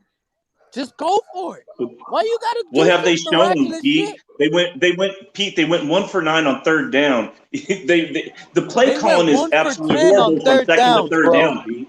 The play calling is absolutely horrible from 2nd and 3rd down. I don't know what they're doing there. It shows even with 1 and 9 and going on 3rd down. It's horrible. It's absolutely horrible. It's vanilla, completely vanilla with a guy like Tua.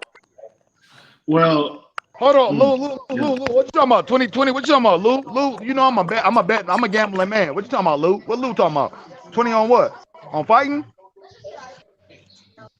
I don't know. What you talking about? All right, my fault. Go ahead. Anyway, listen. I'm just saying I agree in spirit, but at the end of the day, bro, you have as a grown up, as an adult, you got responsibilities in life. These dudes, this is your job, this is your craft, this is how you feed your family.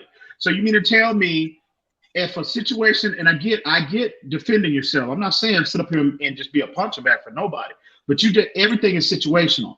So you have to weigh, okay, the impact of what your actions, your response, okay, is gonna do in this particular situation. Hang on, let me finish first. Can I finish my point? Can I finish my goddamn point? I gotta say something after you. I'm down. Okay, I will give it to you. Can I finish my point? Damn. Y'all gotta listen to EM, man. This man was a cop, so you gotta listen. He's gonna give you the rules. You have to put the cop, and you know something. Hey, he's 100% correct, bro. I'm always thinking from a law enforcement perspective, bro. Sorry, I'm about structure. I'm about law and order in my life. I don't know about nobody else. But anyway, the point is this: you have to weigh the consequences of what your actions are going, what's going to be a result of your actions, and this is your job. These dudes have families. They got mortgages. They got car notes. They taking care. They have generational wealth on the line. You gonna let your little pride being stepped on? jeopardize what you Can I respond? Can I respond? Are you done? Are you? How long? Hang on. You're gonna let your pride jeopardize your potential generational wealth, bro. I think anybody that would do that, I think you really need to recalibrate your responsibility and your mindset. If you really gonna let your pride come in, it's really deeper than that, bro.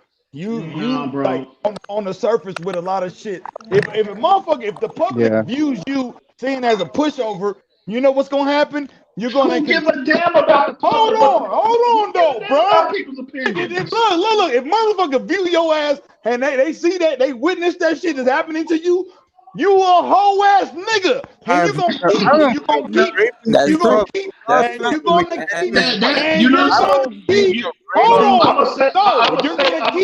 you gonna keep getting pressed by other motherfuckers because they done seen you have accepted the treatment from a motherfucker that you probably could whoop their ass. You done accepted the treatment for this motherfucker. So you know what's gonna happen? You're gonna keep getting tested, until you say, fuck that. I'm not allowing this treatment. This is not, hey, listen, that's a factory, bro. I'm lying. No, you're not lying. I'm tripping. Start tripping. Nothing makes a good point because I don't think the Ravens have recovered, fellas, from a couple of weeks ago when Tennessee went there and Tennessee stomped on the Ravens logo in Baltimore. The whole team was out there. It was on the field. The only one that went out there for the Ravens was Harbaugh. The players disappeared.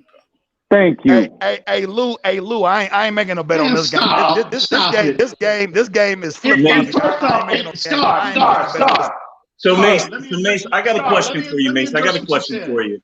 So if you sit there and say something like that, then what about the players that went to the Dallas Star? They went in the middle. You're thinking that that's a big deal to where that's going to check, that it's worth to being thrown out of a game. I mean, let's just go back to what I just said. Hold on. Let's just go back to I just said that he's not going to let somebody, punk him out, or like Star says, respect. I do respect that. But if you're going to sit there and say that, then how many times are you going to get punked out there?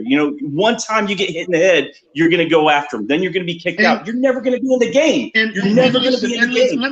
Let me say this. This is not the penitentiary, bro. This is real life, okay? So those two mindsets. It's very relative, though. No, it's not. Yes, it is. Not in my world, it's not. It is, bro. Not in my world, it's not. I don't know where you live in. Now it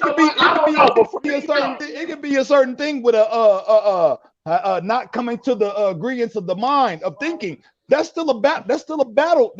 If you allow a motherfucker to defeat you mentally, that's the same thing as the motherfucker beating you physically, bro. Defeating you mentally. This is what I deem defeating me mentally. Anything that's going to disrupt finances coming in and out of my household, that is when a motherfucker defeats me, okay? I'm not going to let nothing disrupt that cash flow coming into my world, which is my house, which is my home, which is my family, et cetera, et cetera. So this nonsense about what I'm saying though is there's no difference from a motherfucker mushing you versus a motherfucker blocking you from getting paper. It's the same principle, bro. It's just a different aspect, bro. It's just a different aspect. Parker throwing those punches has caused potentially a suspension. Okay, obviously, thank God the game wasn't in jeopardy because they lost him for a good portion of the game. Okay.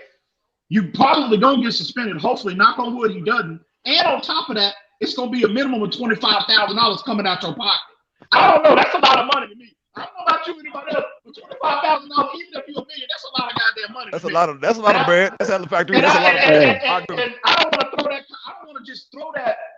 I just don't want to throw and get and have that money taken out of my pocket. You can't allow any aspect of life.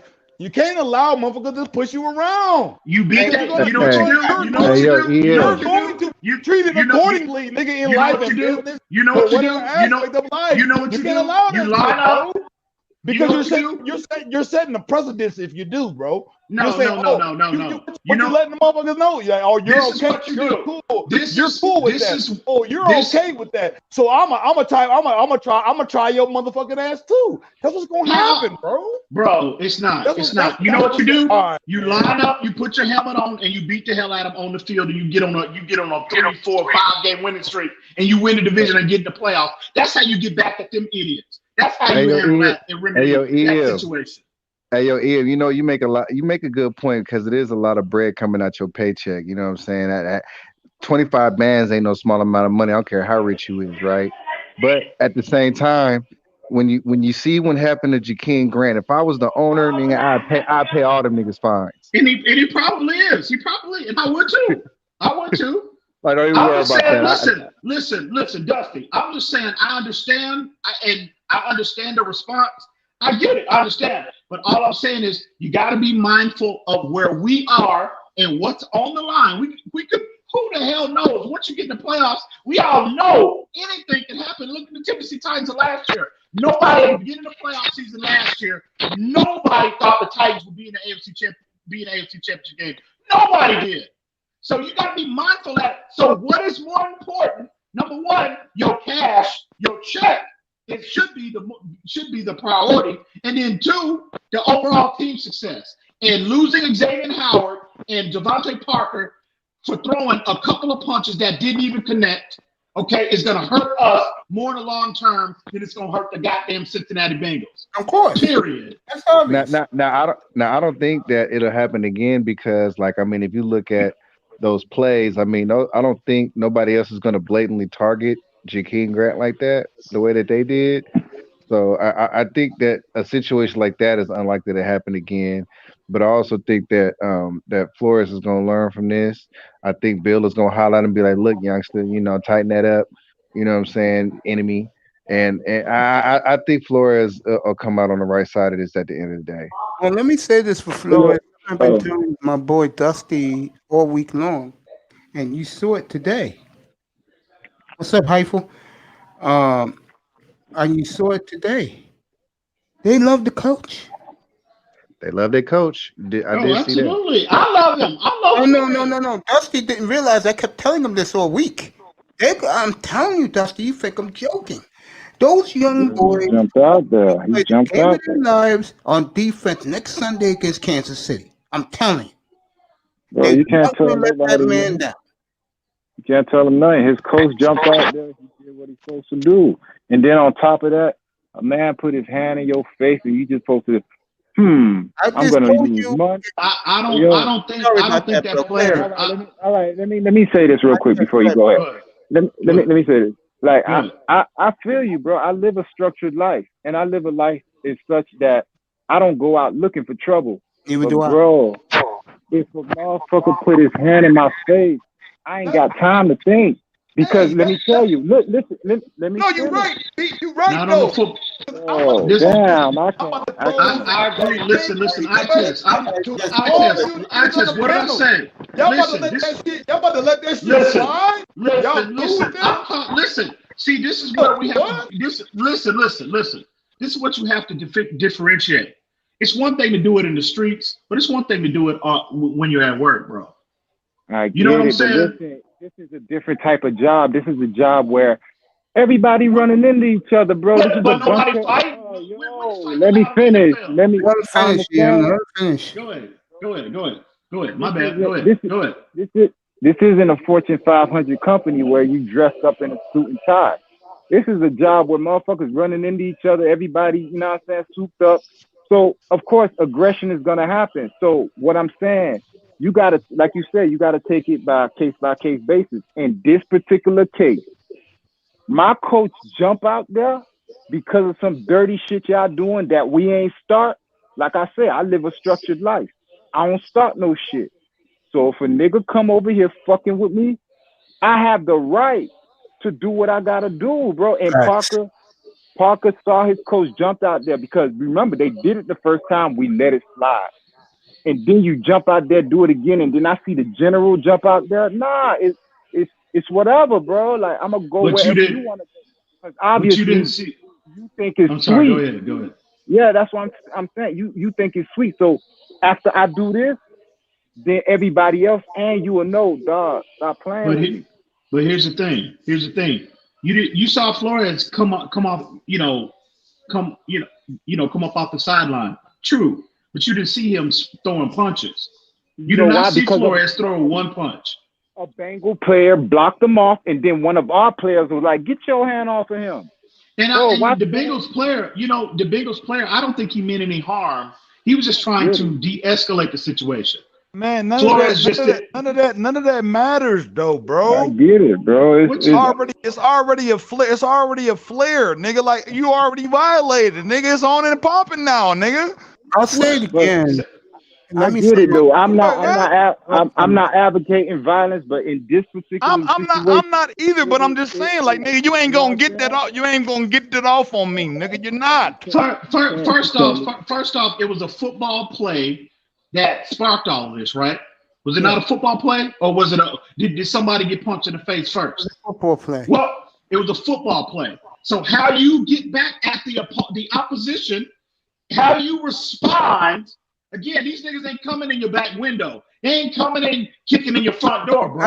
It's on a football field. Goddamn football bang play is what. I'm down, big boy. How you remedy the situation is you respond from a football perspective.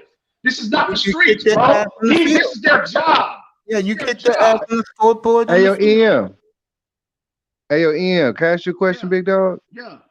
Hey, fill me in on what happened with the Taj Boyd and with that ejection with who else got ejected in the first half with him? Xavier Howard. Yeah. Fill me in on that ejection because I didn't see that play. Well, I want the law enforcement description. I want to be able to feel like I saw it. Well, what happened was that, you don't have to look at things from a law enforcement perspective to get, the gist of what happened.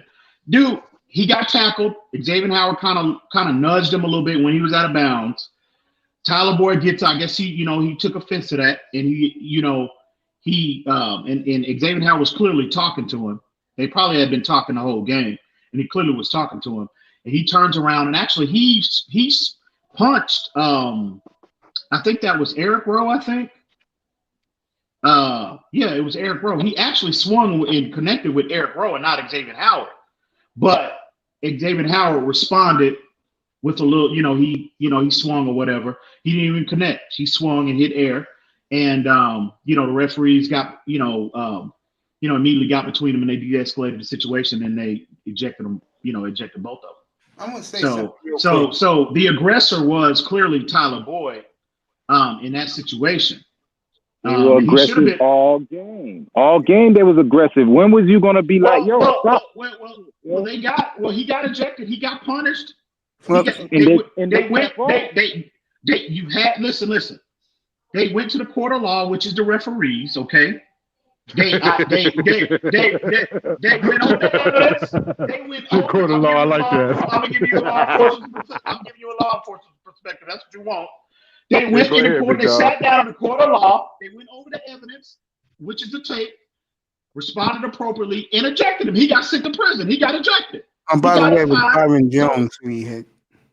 Was it Byron Jones? That's what they said in the chat room. Let me say this real quick. Quick second.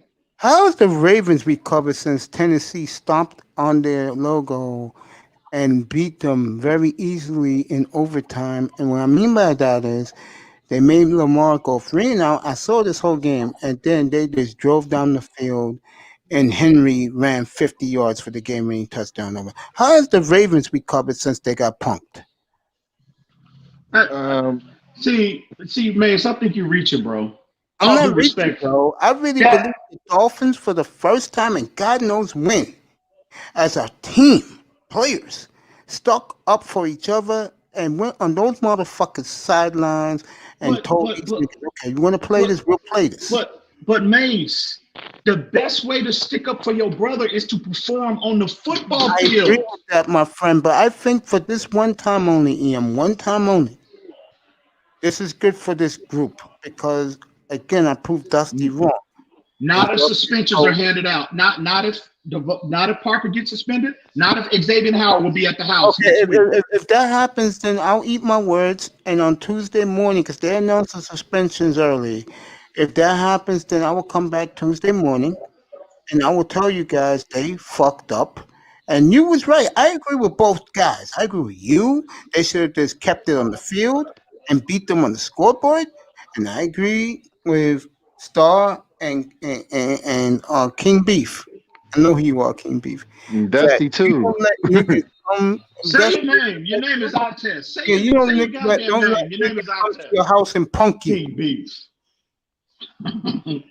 Because I was a firm supporter of that of a beatdown in that particular situation. So I mean, I understand that you have the proper way of doing things, but I mean, in a lot of some people's environment, maybe they don't mind breaking the rules a time or two. That's the thing, man. Reputation, it goes with you throughout your life, nigga, regardless if it's private or public, bro. But regardless what you do. And if you display a certain thing about yourself or your character, motherfuckers gonna come for you, bro. You know what, bro? Again, I keep telling y'all, bro. Listen. Star, listen, bro. Listen, listen, bro. At the end of the day, this is and I'm not trying to give a life lesson to anybody. I'm just telling you what has worked for me and what has consistently worked for me in my life. I could give a damn about anybody's opinion outside of my address. The only thing that matters in my world is my you ain't gonna let nobody mush you in your face, nigga. Stop fronting, bro. Hell no. What the fuck are you talking about? No. First off, listen. So again, this is why I keep telling y'all. Y'all have to differentiate what this is not the streets. This is not the penitentiary. This is a football game, guys that are employed by these franchises. They're not the same, bro. My nigga. Hey, wait, Star. Hey, Eve, I don't know where you a cop at, but if I mush you in the face, nigga, hold on, I'll fuck around and get capped. No. Hey, listen. You gonna bust on niggas? I would too, actually, nigga. If I was a cop and I was like, oh, nigga, you mush me? Oh, nigga, that's a tempering of a uniform, nigga. Listen. I'm gonna tell you this. If anybody come put their hands on me in the streets now, okay? Anybody put their hands on me, I'm gonna bust their ass, plain and simple. Bro, I'm gonna peel your wig back. You can't let nobody see that you weak in no manner, bro. As a man, hang on. Let me finish. Anybody that knows me knows that I mean that 100%. But at the end of the day, that's the streets. That's not my job, bro. So you have to differentiate the two. You have to get your mindset. You have to know. I got a phone call. I'll be back. I got a phone call, but nigga, I still want to chop it up with you, though, nigga. Okay, that's what's up. You have to be mindful, and you have to you have to be able to distinguish between the two, bro. I don't take that. You don't take that. That mentality, that street mentality, to your place of employment. First off, if you do that, you're not going to be employed for too long. That's clear. I don't know what in America, you take that street mentality on a job with you, you're going home. You won't be there long. So the same thing applies to the NFL. Now, again, this situation, what sparked this whole scrum was a football play. And how you respond to what transpired to Jakeem Grant, you respond from a football perspective, nothing more. All that other stuff would happen. I agree with you, brother. At the end of the day, it's going to wind up costing us more than the Cincinnati Bengals. And for what? Oh, so I can say, "Ooh, I got my boys back."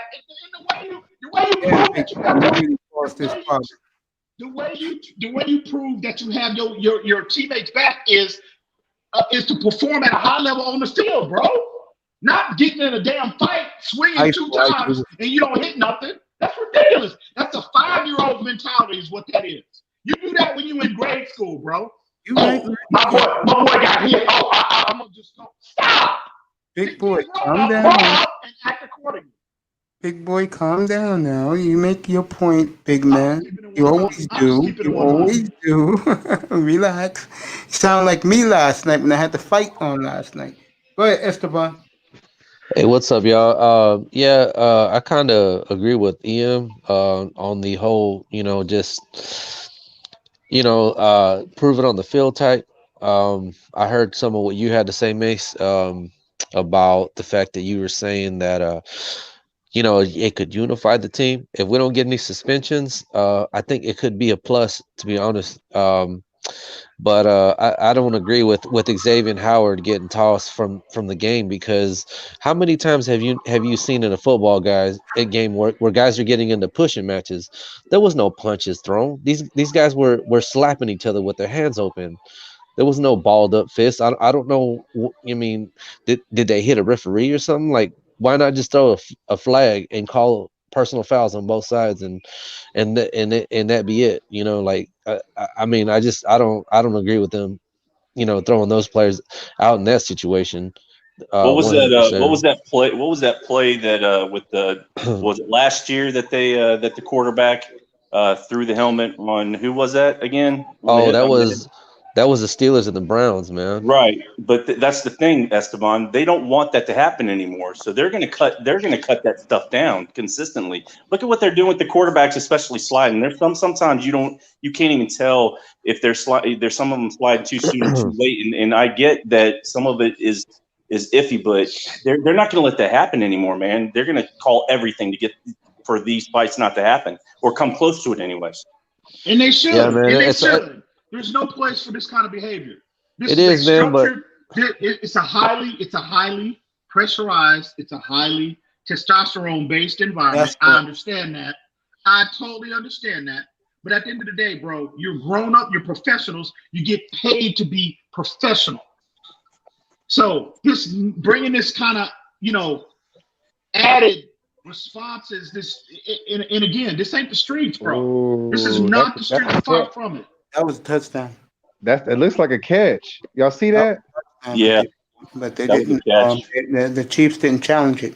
I didn't think it was a catch. I seen when Bruce said it in the chat. I'm like, oh, that ain't a catch. But when they slowed it down, it looked like a catch. I want to say this. I want Esteban to continue. Both of you are right. I'll say this.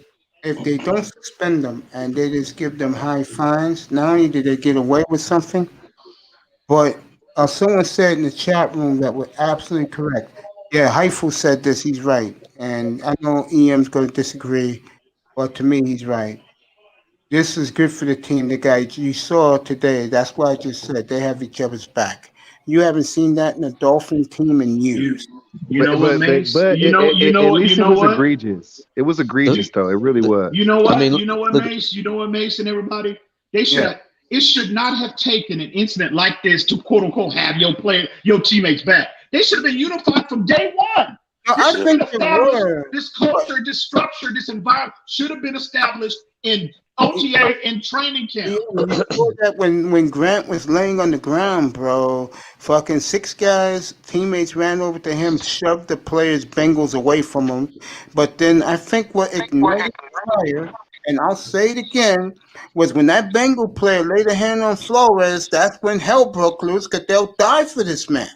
Yeah, Mace, but this is what I see. This is what I see, you guys. Honestly, 100%. Just being 100% honest. Gordon is gone. This is going to be.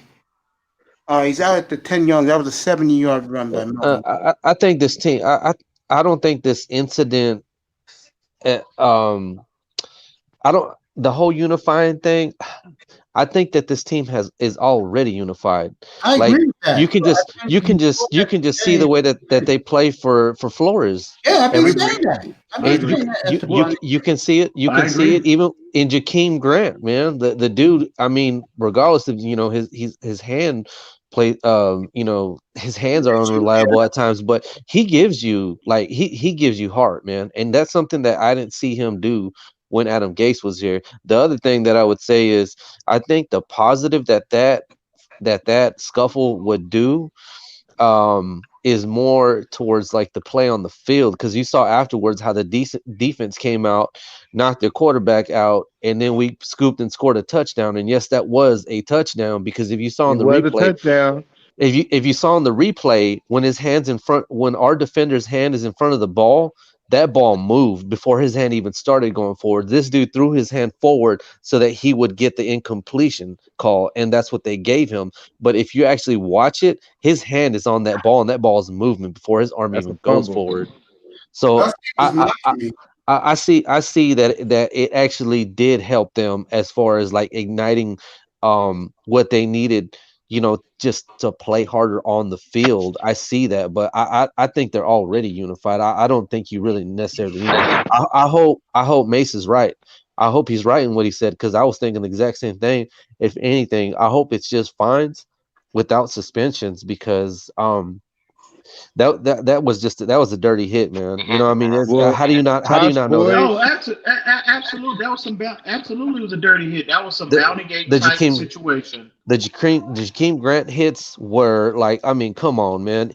You know that he's projected to be a Pro Bowler right now. I mean, as far as special teams go, how do you not know the halo rule, bro? Like, come the hell on. Until he touches that ball, you can't touch him. What the hell? I saw him lying on the ground, and 6 of his boys ran over to him to check was he okay, and made sure, and no, didn't make sure, but made the Bengal guy shove them away. And then again, it would have been cooled down a little bit, but once that hand went on him, Flores hell broke loose, because they will die for this man. So Dusty up here all week that the players love him and play hard for him. And I'm gonna say it one more time. That defensive group, if they're all playing, will play a game of their lives next Sunday against Kansas City. If they're allowed to play. If they're allowed to play. Now what I think is, this is what I think is fair. Whether or not it happened, who knows? But what's fair is Sean Williams gets suspended for a game. Boyd gets suspended, or not Boyd. What's the dude? Or was it Mike Thomas, the receiver that hit the boy? Mike Thomas, yeah, Mike Thomas.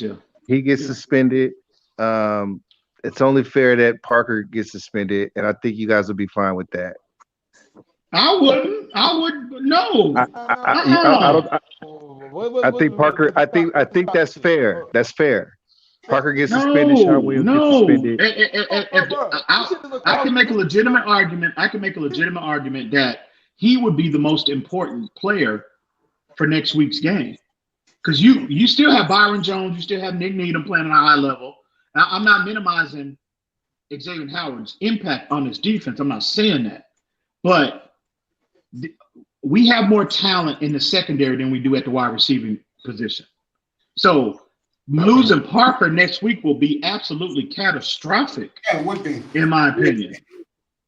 So I don't think X is going to get suspended. I mean, he was actually involved in the play. These other guys. I didn't say X.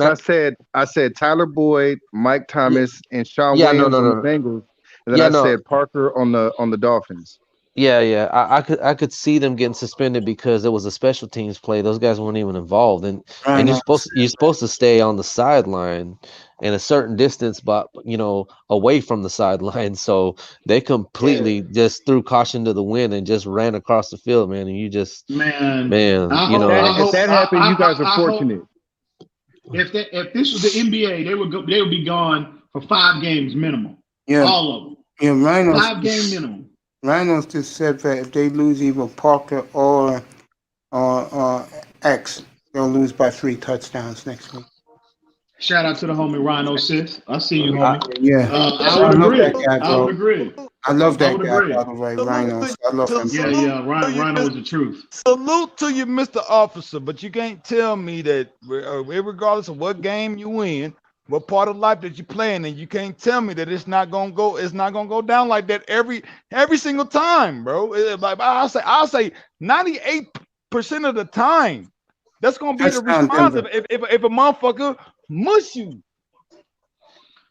So hang on, bro. This is what I keep Broncos telling you. touchdown. It can be corporate. It can be corporate. Whatever aspect of life you wanna talk about, bro. You're not. If you only way it's gonna happen if you just a whole ass nigga. Regardless, put your whole career hang on on, the hang line. on, Goddamn it. hang on. Your integrity and your pride and you as a man. Hang on. You ain't gonna allow that. Hang on. Calm down. Hang on. Let me respond. You made a chance to respond. So you mean to tell me an individual again on a job now? I'm not talking about in the streets. I'm talking about at his place of employment where he feeds his family, he provides a roof overhead for his children, feeds his kids. Okay, established a lifestyle for his family. Okay, you mean to tell me if an individual is a quote unquote hoe ass nigger because if he's in an environment to where no matter what, if the law is this physical engagement between two people, you will be dealt with. You're getting fired. Bro. So, You say the law allows motherfuckers to be disrespected and mutilized. That's okay. Let him finish. Are you gonna let me finish? Are you gonna let me finish or what? Yeah, we let you talk. Yeah, go ahead. I'm not gonna continue to get as you keep talking over me.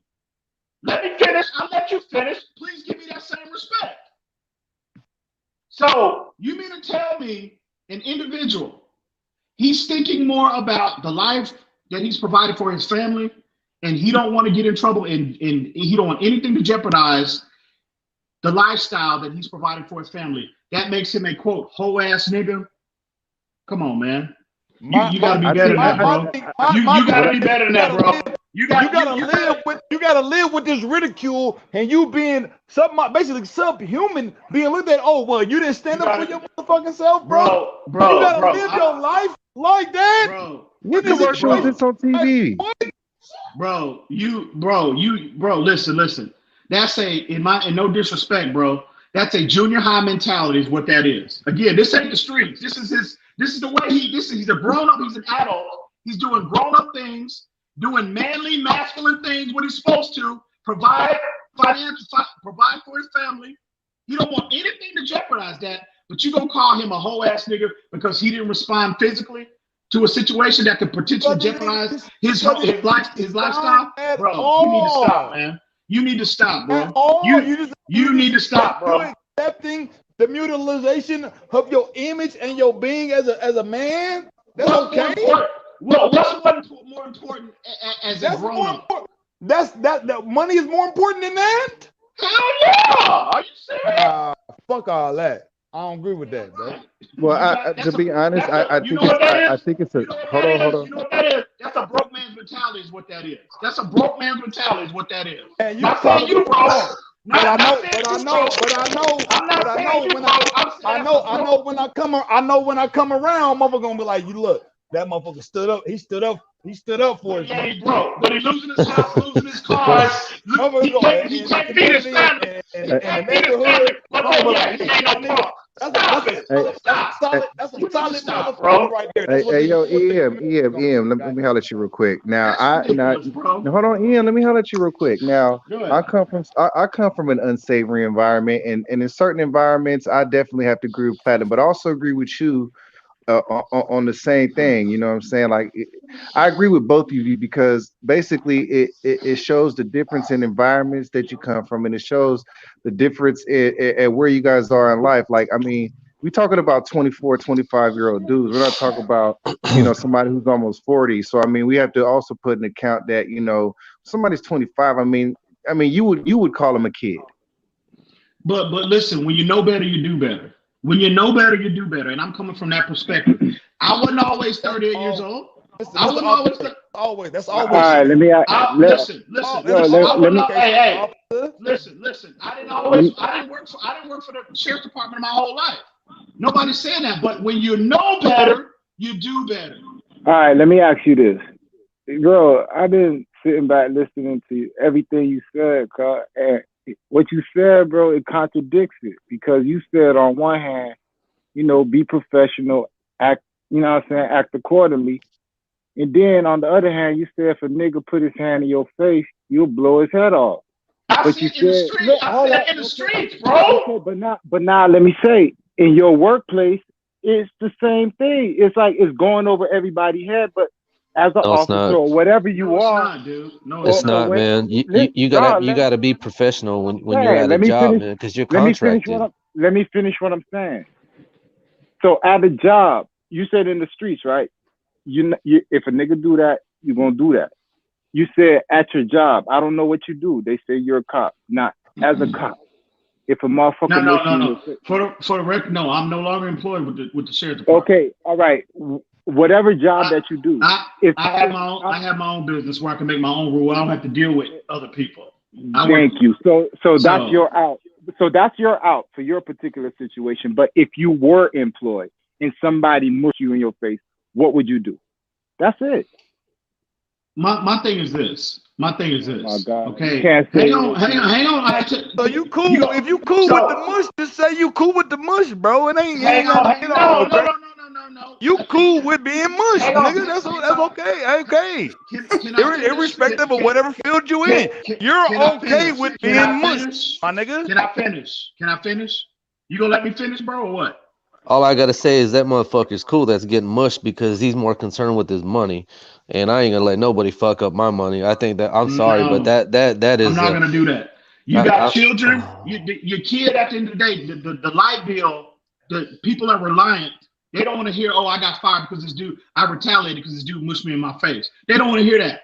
The mortgage company with your house, with your home, your nice home that you're providing for your family. They don't want to hear, "Oh, I got fired from my job because I retaliated because the dude mushed me in my face and I showed him I ain't no punk." Stop it! Get out of the 5th grade, bro. That mentality, and I'm telling you right now, and I'm speaking to my community, okay, in general. I'm gonna go here. That type of street mentality is what is plaguing us as a people, bro. Stop it! That's madness.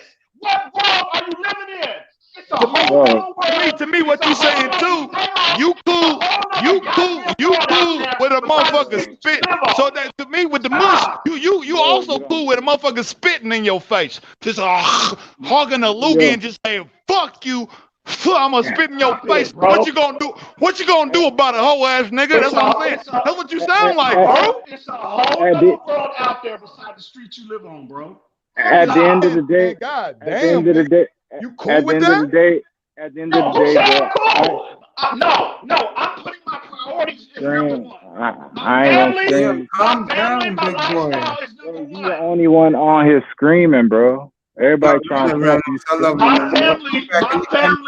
My family and my lifestyle that I provide for my family is number one. That's what a priority needs to be established. I don't give a fuck how much money I make, nigga. That's not going down in my life, nigga. If that happens, I'm fucking you up, nigga. Bro, so let me say this. Mush me, nigga. Nigga, we fist the cup and nib in this motherfucker right now. I was about to go at it late last night, folks. That's a broke man mentality, bro. That's a broke man mentality. What is this play? Yo, I get what both of y'all saying, but what I'm saying, what is this play? You said, bro, you speaking to our community, and what you telling our community is it's okay to be belittled. No. My message to our community is to take care of your responsibilities, bro. Prioritize your family. Hang on. Prioritize your families, bro. Take care of your families to the best of your ability. That's my message to not just our community, but any community. That's what's wrong with this world today, bro. People are not taking care of their families, those responsibilities. Okay, that's why you see the escalation in crime. I'm privy to information without my 7, 8, 9, 10, 11 years at the sheriff department that the average person is not privy to. And you can lay the majority of those issues, the violence, and again, I'm not condemning anybody. But what I'm saying is a lot of the issues that we have in terms of, the issues that we have disobedient of laws, it starts in the home, bro. So I'm telling every man, when you get married, you got a wife, when you got kids, bro, your ego, your pride, every you goes out the window. You're not the priority anymore. Your family is. So whatever you got to do to put your family in the best position possible, that's what you do as a man. That's a real nigga. That's a real nigga right there. Hey, yo, Ian. And I'm telling you, as a community, you could do everything that he said and still keep your dignity and your pride as a man. Because if you don't have that, how can you lead your family? If you walking around letting people. If you fire no job, how can you do that? If you fire no job, how can you do that?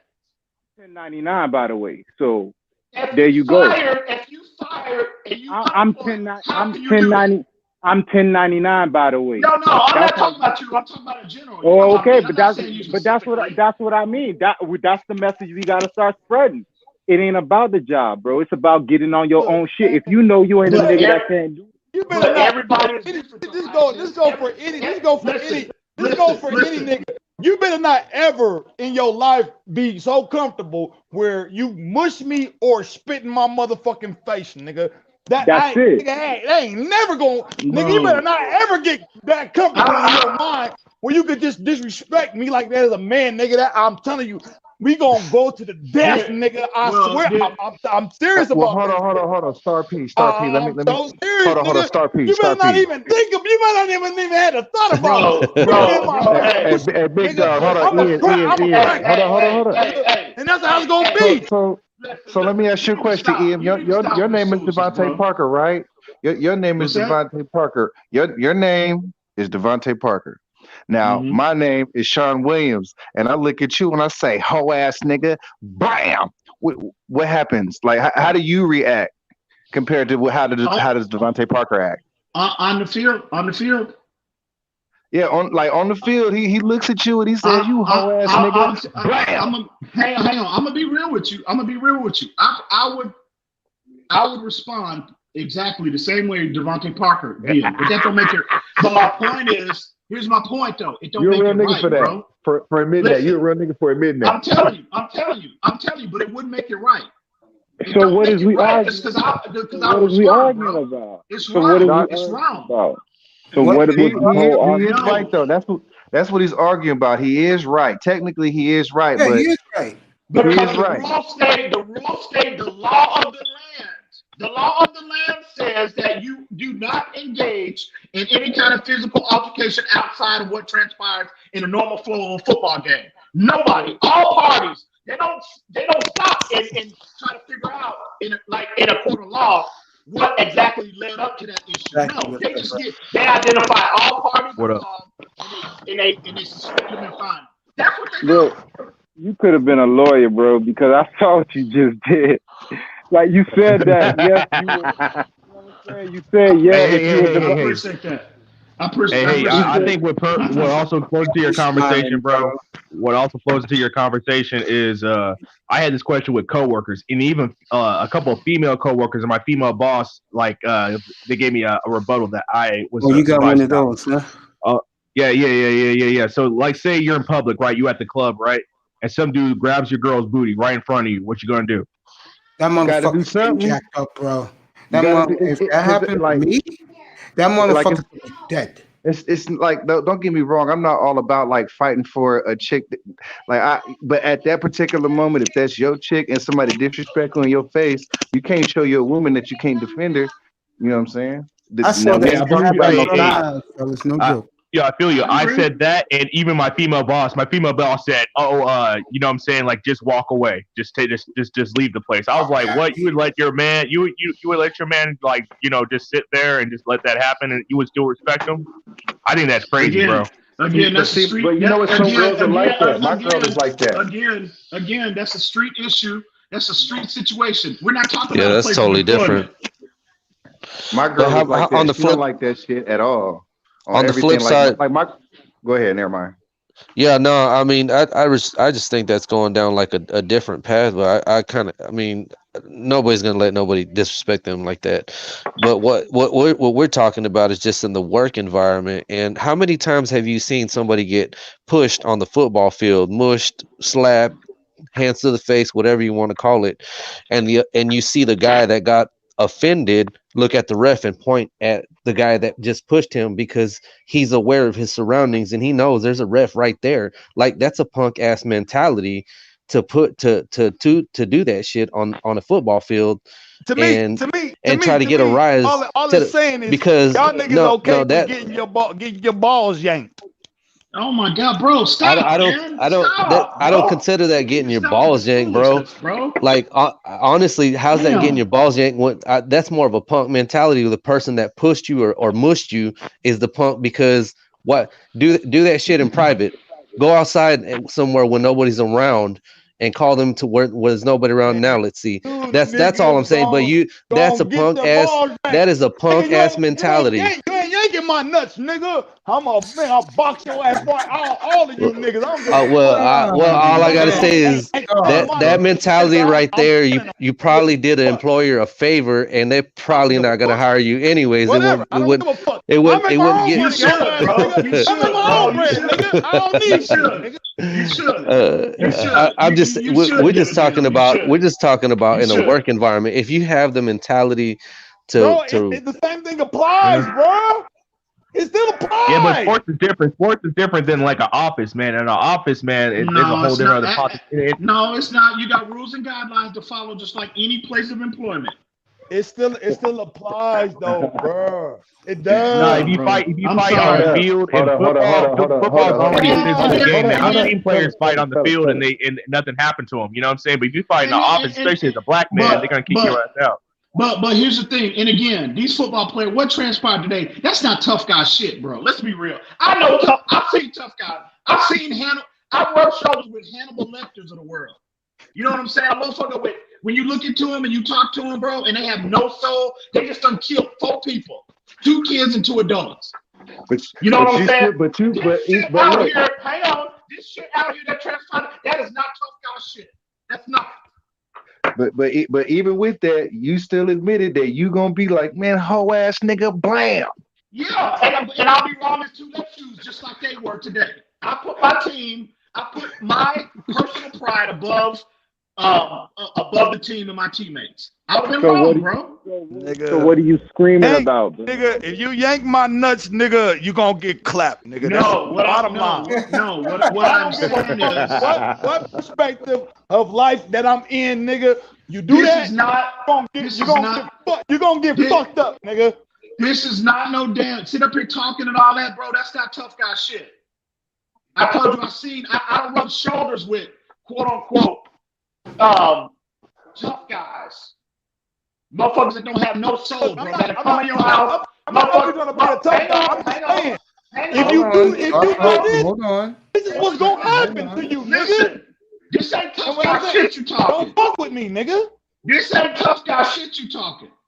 Huh? I done seen a motherfucker that will come in your house and kill your infant nigga, 3-month-old kid first. Nigga, yeah, right. Nigga, yeah, I right. done seen that, nigga. So this ain't tough guy shit. This ain't tough guy shit you talking. Hey, Star PV, You sound like you in 5th grade, bro. Grow up, homie. Grow up. Try growing up. That's what you I do like your contention, nigga, and I actually like you, nigga. But I would actually like to get in the ring with you, nigga. Let's not go. Okay, enough, y'all. What y'all think about this Broncos Chiefs game, man? I'm watching it right now. I like your contention, nigga. I like that shit. Is anybody surprised that the Chiefs are ahead right now? Yeah. Behind. They're behind. Excuse me, that the Broncos are ahead. Excuse me. Yes, I am. Did you guys? They gonna fuck it up at the end. That's why I ain't. I mean, they almost did against you guys. Touchdowns. What are you talking about? The Broncos? By 2 touchdowns. The Broncos got a good defense, man. That's my home, bro. It's within striking distance, bro. Light your ass up like that. Trust me, I know. By the way, Star Platinum has won the chat room. Say what? They're supporting you in the chat room. Star Platinum. don't give a damn about no chat room. Supporting who? Supporting who? What are you talking about, Mace? What you talking about? What you've been saying about About them whole ass niggas. You ain't letting nobody punk you, bro. Look at You know what this reminds me of when Candace Owens was trying to talk sense, and I like Ti kept trying to jump in with the one-liner. Hey, you the whole ass nigga. The whole society is gonna be pointing the finger at you. You should make a Look, t-shirt. you allow this motherfucker's gonna be a public humiliation. Well, you allow them to do that too. Everybody gonna be pointing the finger, and you gonna be looking stupid as fuck. I'm not going for that shit. Public humiliation. Look, listen. I'm gonna bring up this is a prime example of what happened. Like you so eager to prove what you are to everybody outside of your circle. Look at what happened. Look at what happened. You can't ration with the chat of people that support shit like this, man. Man. EM is talking rational and it's actually something you should take hold to and change your mind and change your thinking for the better. It's actually good information that you can live by. Look, regardless if you're the musher or you're the person receiving the offense, neither of those people, you just did that employer a favor and you're not going to be employed by nobody. I'm just saying you can go make your money. We're not saying that. That's just changing the narrative and changing the subject and jumping in with a one-liner. And basically, this guy's giving you a fruitful, rational way of thinking about a situation, and you can support all you want in the chat. All this is a comparison to when Candace Owens was rationing and giving good advice, and then T.I.'s jumping in with these stupid little comments, talking about you ain't talking about shit, getting the audience riled up. What kind of shit does that get you? Where's that going to get you when you have an ignorant mentality and you're not willing to grow as a person? Of all, ain't nothing about Hey, yo, big hold dog. on. No. Hold on. First of all, we ain't even take it to the workplace. Your boy EM took it to the workplace. It was about the football game.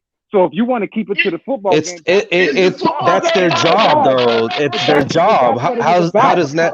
That's not.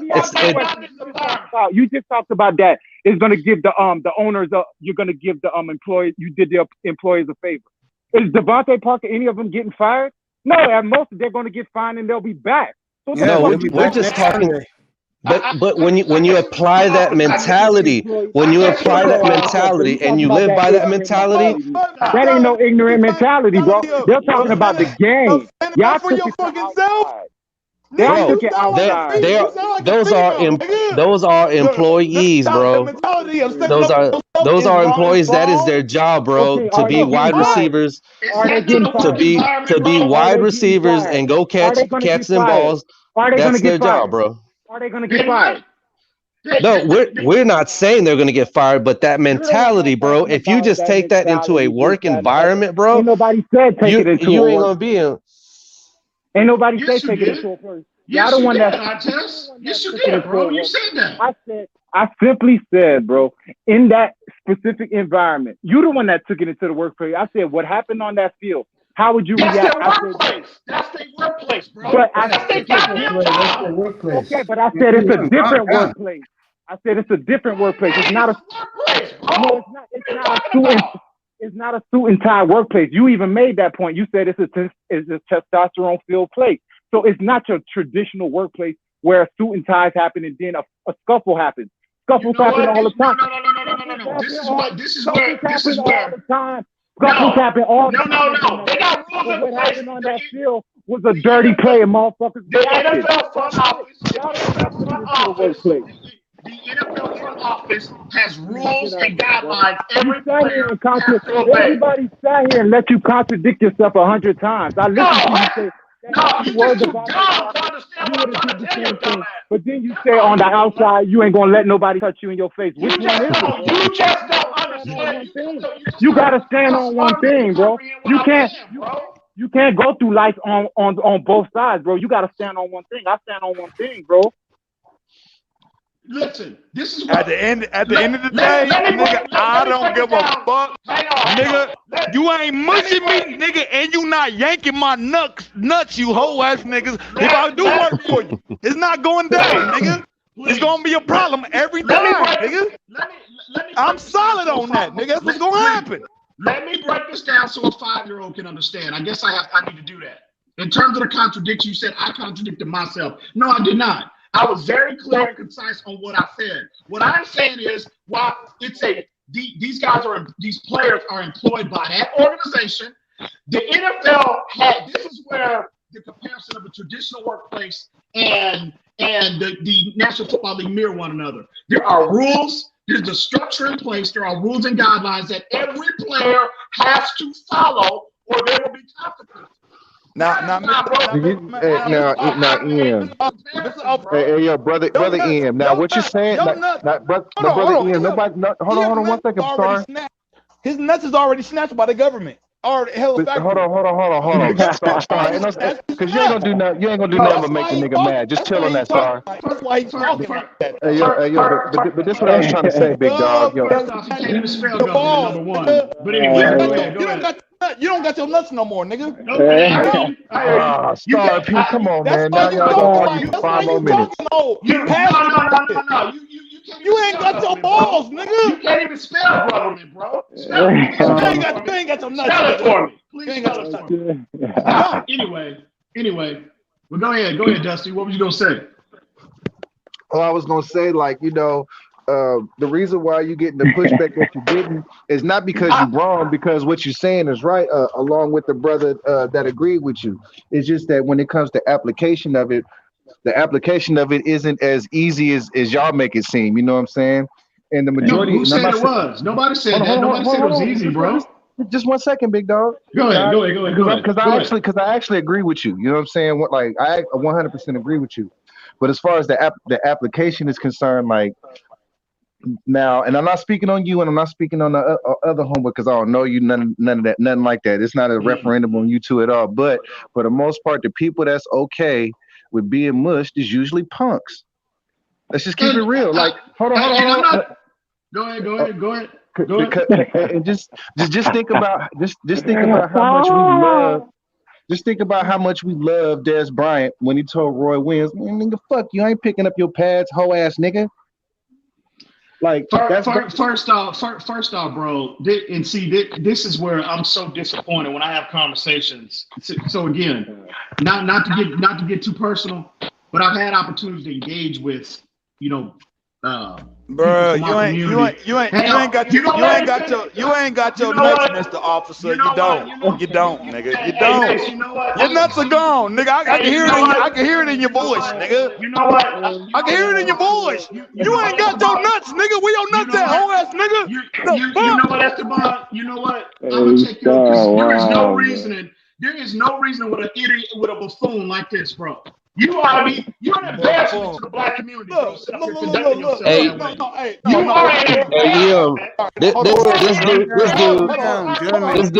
dude has.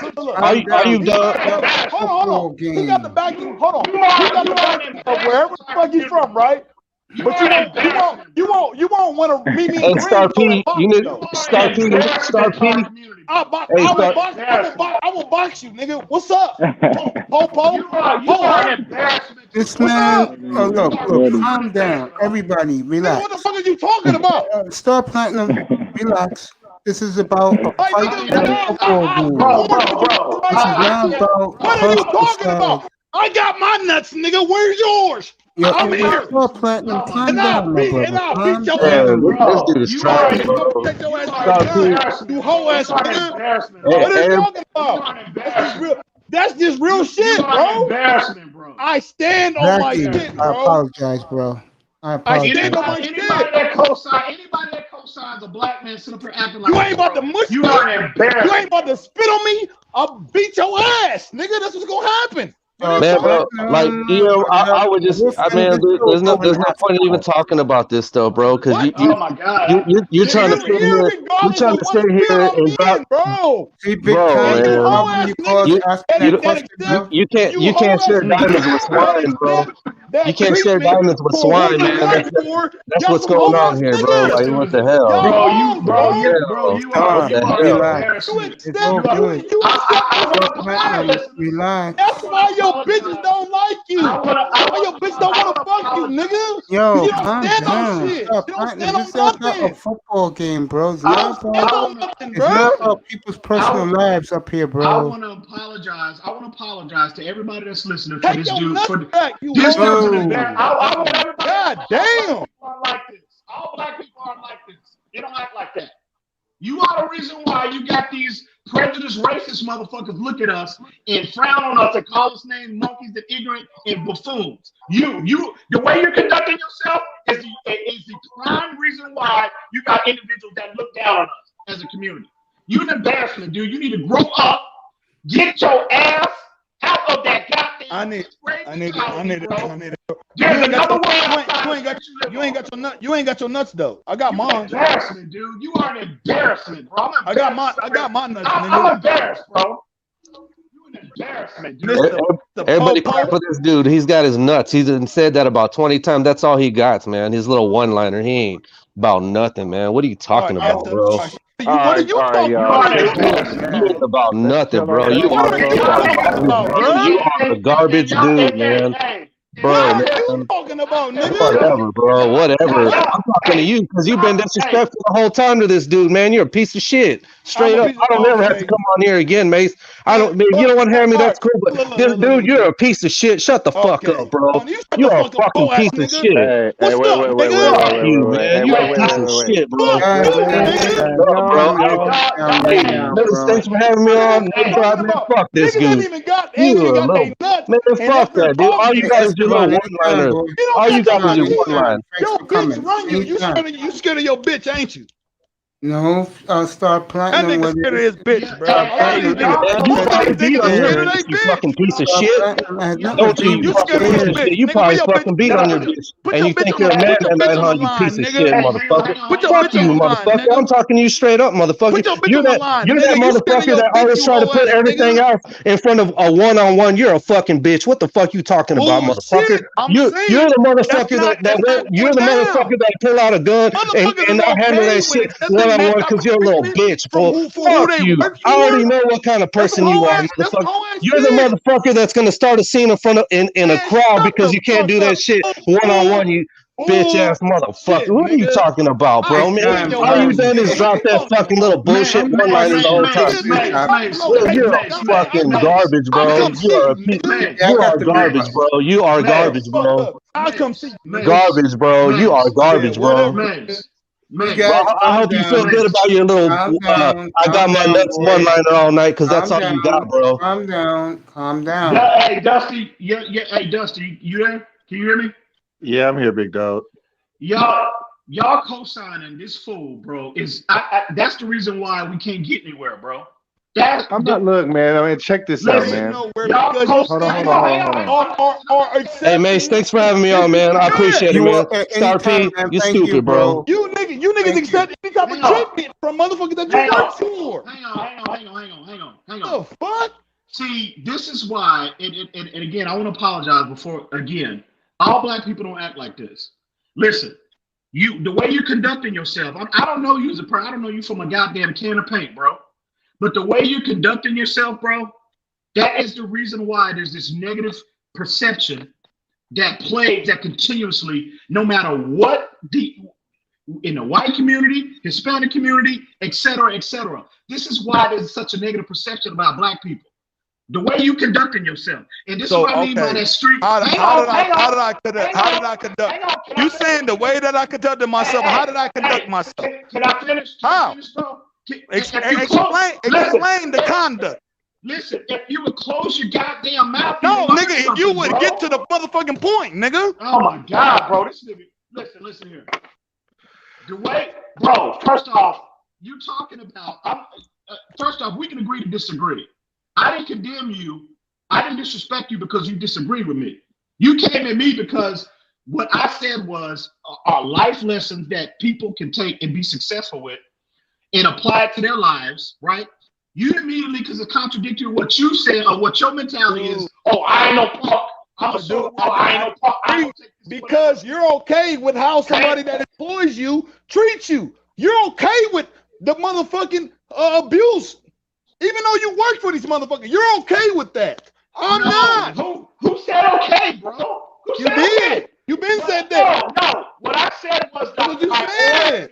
Listen, I never said that. See, you misquoted me, bro. What I said was the priority when you have a family, when you have a wife and you have a family, the priority is your family. It's not your pride. Dude, bro. You're okay with getting mushed, bro. It's dudes that I know, okay, before they did, like I got friends that and you're okay getting spit in the face. Hang on. I got friends. So I can just come and just spit in your face and you won't do shit. Bro, see what I mean? You can't Pete, let me talk, bro. Go ahead, Ian. I got friends, bro, acquaintances, business acquaintances that are highly successful, right? They weren't always there. They had to start from somewhere, right? In particular, my boy who I'm thinking about now, before he was able to establish his insurance firm in Irving, Texas, you know what he had to do to get there? I mean, he started out, he was a high school dropout in, well, I think he was 15.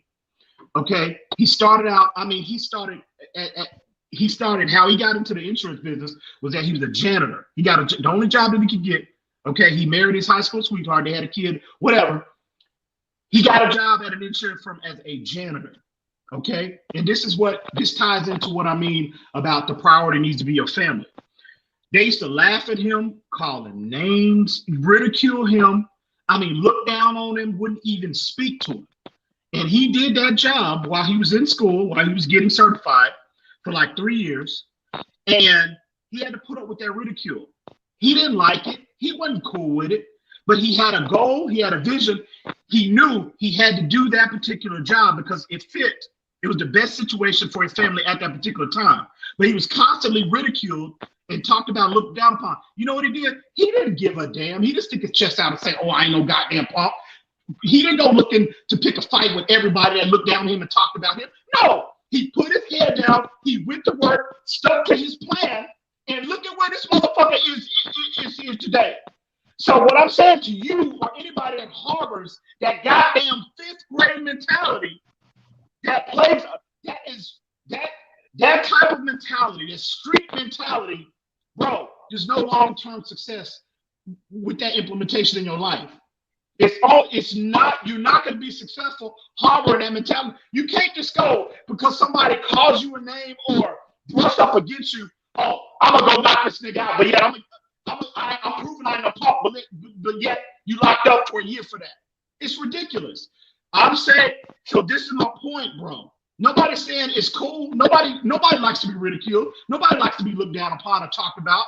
But again, you got to have structure in your life and figure out and always be aware of what the big prize is, what the priority is. And when you got a family, you got a wife, that should be it. He had to swallow his pride for 3 years till he got something, till he was able to get something better. And look at where this motherfucker turned. I mean, 50 years. He's over 50 now. And I mean, he lives in Carrollton, Texas. I mean, he lives 2 blocks from Travis Frederick, the damn Dallas Cowboys center. So that ought to tell you the lifestyle this motherfucker's living. So the point is, put your fingers in my face, nigga. See what happened, nigga. Spit in my face. See what happened, nigga. You gonna get clapped, nigga. That's okay. Finalize. Here's the bottom line. Let me speak real quick. Bottom line, bro. You're not gonna change his mentality, man. That's the way he rolls. You keep doing what you're doing, bro. I hope it brings you success in life. Keep doing what you're doing.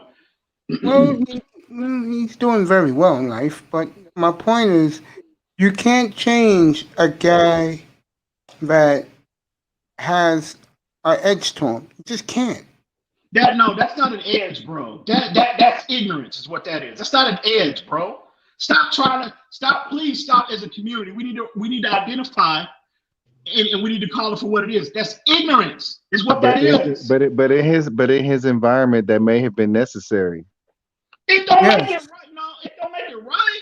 Okay, but again, when you know better, you do better. All right, well, check this out. Well, Ian, let me holler at you for a quick second. When I was younger, I used to get bullied, right, at school, right? Now my cousins, they was older than me, like they was cool as shit. They had all the bitches and they played sport and shit. But I was like the nerd that didn't quite fit in yet, still kind of awkward and shit, right? And I was real smart and all that, like, and I got bullied, and I was undersized. I was 5'3" until I hit like 19. So it wasn't fun, and it never stopped until I just turned around and just hauled off and blam blam, and it never stops. That's a different in an environment context, bro. You gotta listen. That's you as a kid, bro. But see, that's what Star P is trying to say. He just didn't articulate it like that. You feel me? But basically, that's what he's trying to say. What he's saying is he's stuck with a 5th grade mentality. You do that kind of mess in junior high school. That's when you do that. So what you're saying when you act like that, especially when you broadcasting that kind of behavior to the world. See, my mama used to tell me nobody know you're a fool until you open your mouth. When you open your mouth and broadcast that kind of to the world, bro. That ain't up to us to condemn it. That ain't up to us to condemn it. No. That's why I'm trying to help him, bro. I'm not condemned. That's why I keep trying to offer just a different perspective. Why you you don't have to take it, yes or no. Why you trying to help him? He ain't say nothing wrong, bro. This whole thing started about Devontae Parker on the football field. Now we going into real life. And all he's simply saying, and all I said was, yo, if a man put their hand, or whoever it is, a man put their hand in your face, your reaction should be what he did. No.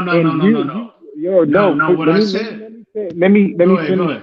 What I'm saying, bro, like you're going into all this other stuff with it, but that was the that's what it boils down to, bro. One man put his hand in another man's face, and he reacted accordingly.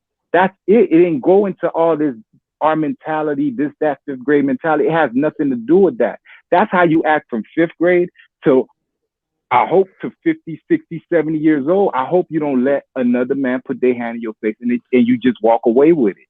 That's it, bro. I want to be clear. Yet I don't know why this is just going over your head. I test. First off, bro, what I said was you have to. Is there not rules in place in the NFL, bro? Is there not a structure in place that everybody has to abide by? But if you were Devontae Parker, how would you have reacted? I asked you a question. Yes or no? You know that's yes. Okay. So these players are employed by these respective franchises. They all fall under the umbrella of the NFL. There is a structure, there is laws, there are rules in place that are applicable to everyone. And if you step outside those laws, you get penalized. So what I'm only saying in regards to what transpired this afternoon is that they put the overall team goal and vision in jeopardy by their actions this afternoon. Which they did. They did, but do you condemn that? That's what the question was. Like you saying that it was okay, but now you listen. I get it, but wait right there. You said you condemned that action, but you said if you were in his shoes, you would have reacted the same way. I would have been wrong. I would have been wrong as well. That's what I said, bro. So they wrong too. So you can't look down on them saying that. When you were in the same position, if you were in that same position, you would have reacted the same way. How are you looking down on them? Because all it is you're simply not in that particular situation. No. What I'm saying is this. I would have reacted more than likely the same way, but I would have been wrong too, bro. I would have been wrong too. You can't hold yourself accountable either, bro? I'm gonna hold if I'm gonna hold somebody else accountable for something, why am I not gonna hold myself for that same accountability? I get it, but you said in the same situation you would have did the same thing. So you gotta I would have been wrong too. Okay, so now in Star's situation, if somebody, in his mentality is, if somebody puts their hand in my face, which is In the mine as streets. well, In the streets, what- just totally it different doesn't than matter. running It up on doesn't somebody in the streets. It doesn't matter where it is, bro. That's what I'm trying to tell you. It could be in a doctor's office. It could be in a lawyer's office. If I didn't do nothing for you to put your hands in my face, I have a right to act accordingly, bro. Whatever I feel like I need to do. Well, again, every man. Listen. Like you're going off of it like I'm instigating the situation. No, I'm not even retaliating, bro. I'm making sure that you understand. Okay, if you think it flies with everybody else, it don't fly over here. Nobody said that. Nobody said that, but that don't make it right. Yeah, bro. But Nobody that's what I mean. said It doesn't matter the setting, the place. It doesn't matter the situation. Bruh, You don't agree with it that. actually does make it right if you're responding to misbehavior of what motherfuckers doing to you. It does make it right. See, I'm not okay with how you okay, nigga. So yeah, I am right for responding to what you trying to do to me, nigga. No, it's not okay, you whole ass nigga. It's not. And I'm gonna keep standing on that shit. And I'm gonna keep saying that shit. This is not okay. Keep your motherfucking hands to yourself, you whole ass nigga. Otherwise, I'm gonna beat your ass. You funny, it's man. You real okay, funny, man. Cut it out, bro. You're real funny, homie. You real funny, dude. You wanna play internet tough guy? Go ahead, bro. You funny. But anyway, this is where we part ways. Look, Mr. Officer, do you want to get in the ring or what? What's up? This is where we. Don, let it go, bro. Don, We can knuckle up for real, bro. I ain't even gonna get into getting after. I'll go after your bond, nigga. If you want to act up. You're an You a public servant, nigga. Do you want to? No, I'm not. You got so much situation with me, nigga. Look, I'm serious. Look, I'm being dead ass. I'm being dead ass serious. You want to get in the ring, nigga? Like, what's up? Hey yo, Star P. We can put on the gloves, nigga. Oh my God! All this shit to be done with. You ain't about to push me, you whole ass nigga. You're not. Star P. You're not, nigga. Football game, bro. Let it go. This nigga said you couldn't push it. Way, bro. Everything is cool, man. I'm just trying to tell you, y'all niggas think this shit is a listen. But you a quote unquote. You sit up here bumping like that, but you a quote unquote real nigga. Yeah, okay, you right. You real. You right. You real. You real. What are you saying? What are you saying now, bro? Oh man, I literally made an he almost ran out of steam, and you just gave him some. Good. He keep. Like, what are you talking? What are you talking about, bro? Listen. I'm in Denver. Look. I don't know where you at. Nigga, I'm in Denver, Colorado, nigga, right now. Fort Worth, Texas, bro. Huh? Fort Worth, Texas, homie.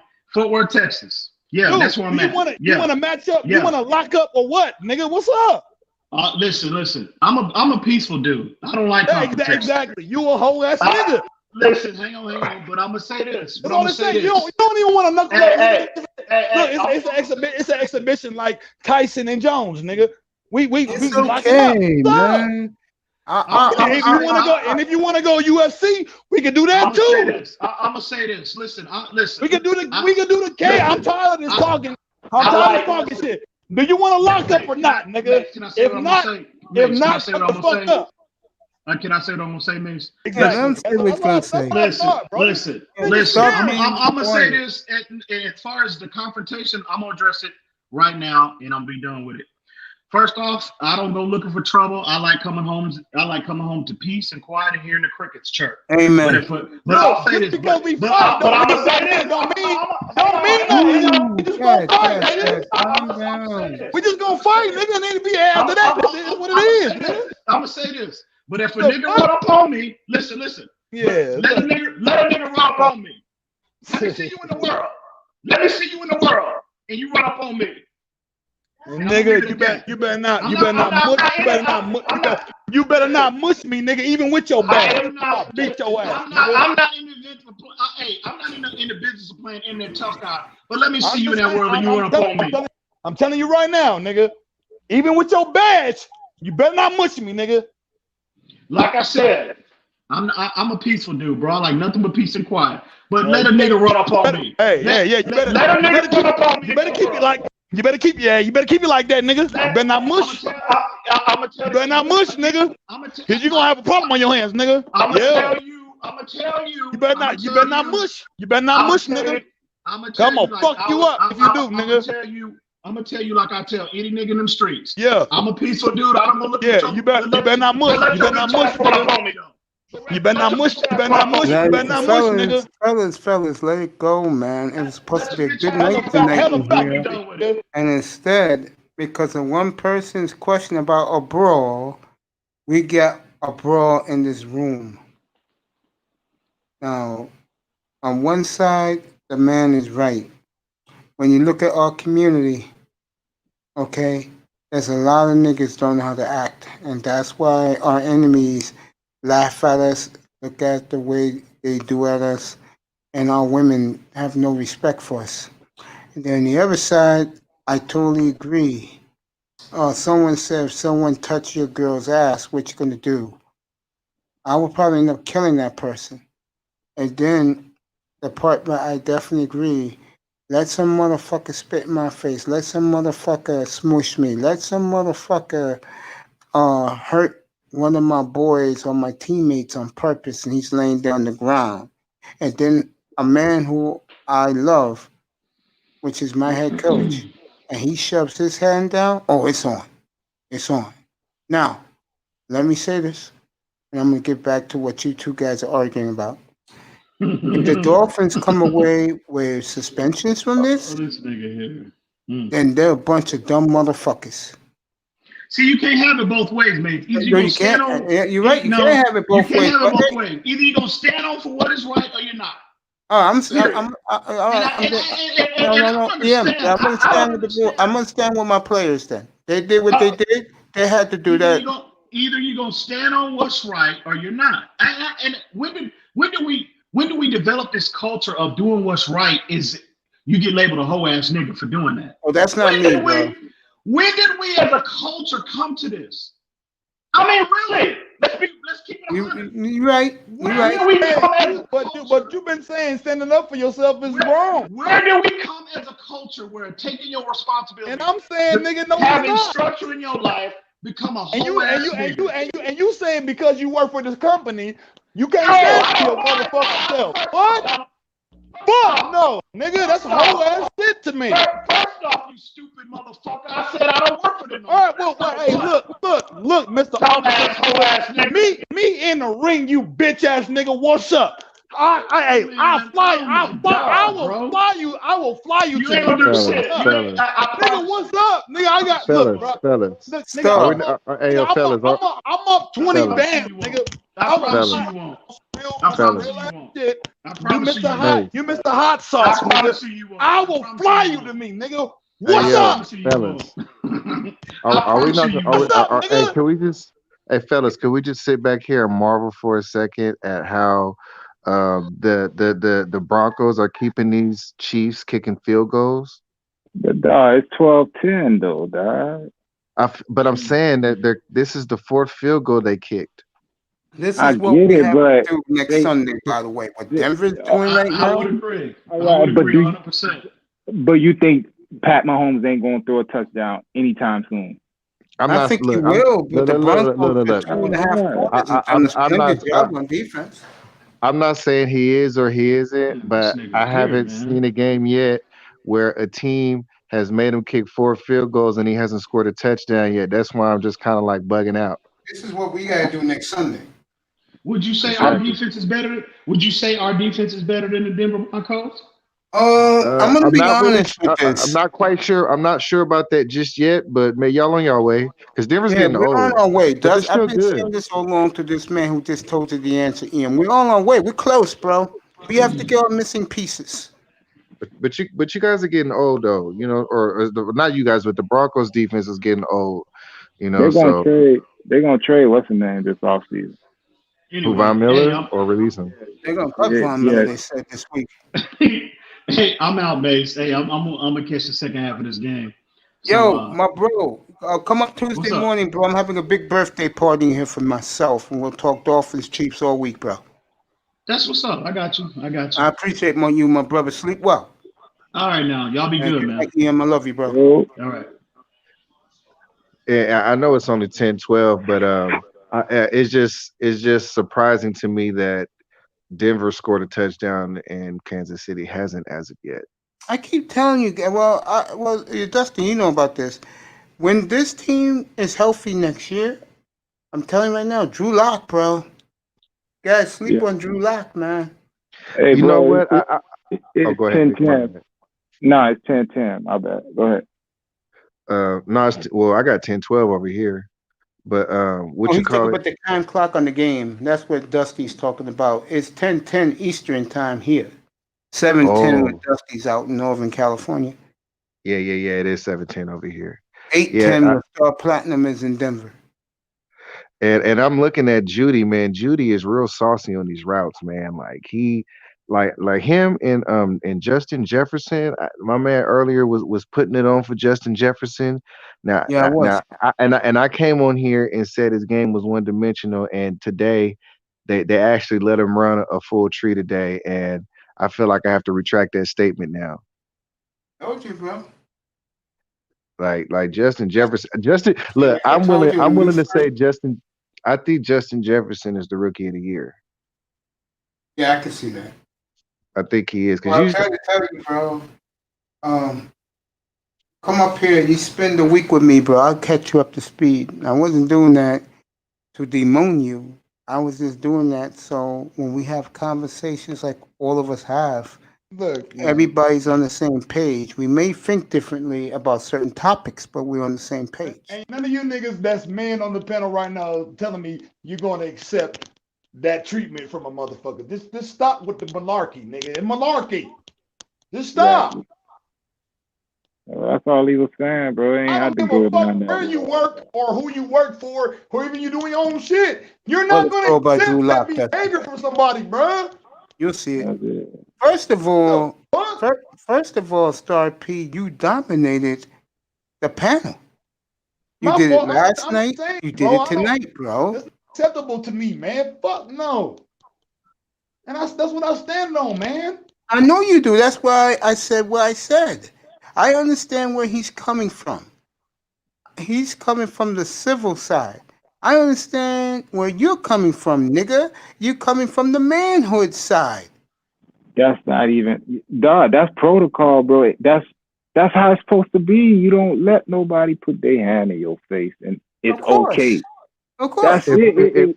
It's nothing to think about. It's nothing to think about, bro. all right. No, So it's let me not. ask you. All right, let me ask you guys a question. All right, and I want you guys to really be real about it because I got sons, but both of them autistic, so it's not like the same thing. It's not the same thing because they both autistic, right? But if let's say you got a son and you hear that somebody got the trying to pick on him, and then you hear he just blam blam blam blam blam blam blam, and he gets suspended, right? Like, is he really gonna be in trouble for that? Yo, Not you really. gotta Not do what a really. father does, bro. You gotta get the lesson out of it, bro. You Because got you to gotta take him teach for him. ice cream and be I like, say, "That a I say boy." no. I say no. No. He's not wrong. But what you do, you teach him the lesson. He's only responding to what was been done to him. Exactly. You got to make sure he's not the aggressor. You don't want to be raising no bully, but you can't be raising no soft ass nigga that's You gonna can't let be people raising hit. no punk, bro. You can't Feel me, raise no bro? punk. If a nigga hit you, bro, hit his ass back, but don't go starting shit. That's You have Don't this go it. starting saying shit. in my old neighborhood I grew up in. When you get into a fight, okay, let's say you're fighting for anything, okay? You may lose the fight, but as long as you fucking crack his jaw or bust his eye, you're gonna get respect from everyone in And your not only community. that, Mace, sometimes the motherfuckers don't even know when they being treated badly, man. Facts. You gotta know when a used motherfucker to. doing you wrong. You're doing me wrong. Why you doing this to me? Exactly, not to say like crazy shit, but like Dusty made a point earlier, and I was listening. He was like, he kept getting picked on. Like, I never went through that. Like, it was automatic with me. I just, you know what I'm saying? But he said up until he fired back, this shit kept happening. I've never had to go through that, and I would never like tell anyone it's okay to go through that, bro. You have to be able to stand up for yourself, because when you do allow that to happen, bro, you start to live a dormant life where you're scared of everything. And it keeps happening to you. Exactly, bro. It never stops. It's gonna happen with niggas. It's gonna happen with your women. It's gonna happen in your family, bro. You got to be able to, stand on something, bro. Man, I'm gonna tell you how it happened, man. What happened was I was kind of getting fucked with by one of my homeboys, and he started to choke me out, right? And I got like, I don't know what happened, like the power of God came in my body, the Holy Spirit came and gave me power, and I fucking like found my way out of that shit, and next thing I know, I was on top of that nigga choking the fuck out of it. Probably bombing on that nigga. Like I don't know what happened, because like this was before I got into martial arts and whatever and started doing my thing, but like, I was way younger, but still, like it was something I didn't know I could do, and this was like one of the more athletic, cool niggas in the school. You know what I'm saying? And after that, it was just like, man, it was like the fear was gone. I'm like, oh, this nigga, I can get this nigga. This nigga. That's all it is, bro. Most people, they operate in fear, bro. You got to be able to like look that shit in the eye, bro. It's a man, bro. It live it, breathe it. It's shit just like you. I ain't gonna kill you. If you get your ass whooped, cool. But at the end of the day, niggas know, yo, that shit ain't easy. Yo, get your ass up here, but at the same time, let's keep it real. I know bro came off as a little judgmental, but he did have a good point. I mean, I can't disagree with him. No, he's right. It was the way he came off that you guys didn't like, but at the same time, bro, let's tell the truth. If this nigga is mistreating me, I don't give a fuck if you got a badge. I will beat your ass, nigga. I want to say what's up to you. Don't mistreat me, nigga. I don't give a fuck about your goddamn authority, nigga. I know what's just in my heart and in my motherfucking mind, nigga. But Star P, don't treat me like that. The thing with him, bro, like I told you, he was contradicting himself. He was like, I'll do this in real life, but you can't do this. Like, you can't listen to somebody like that, bro. He was just gaslighting. Well, no, let's get off. Okay, now we can get off. We can get off it now. Before you guys continue, good evening, Lord Asian. What's up, bro? Man, what's good? Hey, but what I was saying was, why this is another thing that kind of made me upset. I don't understand why they never sent him to the medical team. Here we go. What? Why I don't understand why they. With the way he got hit twice, I don't understand why they never sent him to the medical team. I don't know. Before this shit explodes again. Yo, how you been, Asian? Oh man, I've been good. Been on a couple panels and streams today. I noticed. And had some fun, and wanted to come by here, shout you out, bro. I appreciate you, bro. And, keep doing it, man. I appreciate that, man. 113 shows in 62 days, bro. Oh wow, it's great. None of this shit's a 2-hour joints. Yeah. This would be my shortest one tonight, but most of them were like 6.5 hours long, man. Yeah. Hey, let me say this to you, because I consider you one of my closest boys in the manosphere, bro. Yo, I'm proud of you, man.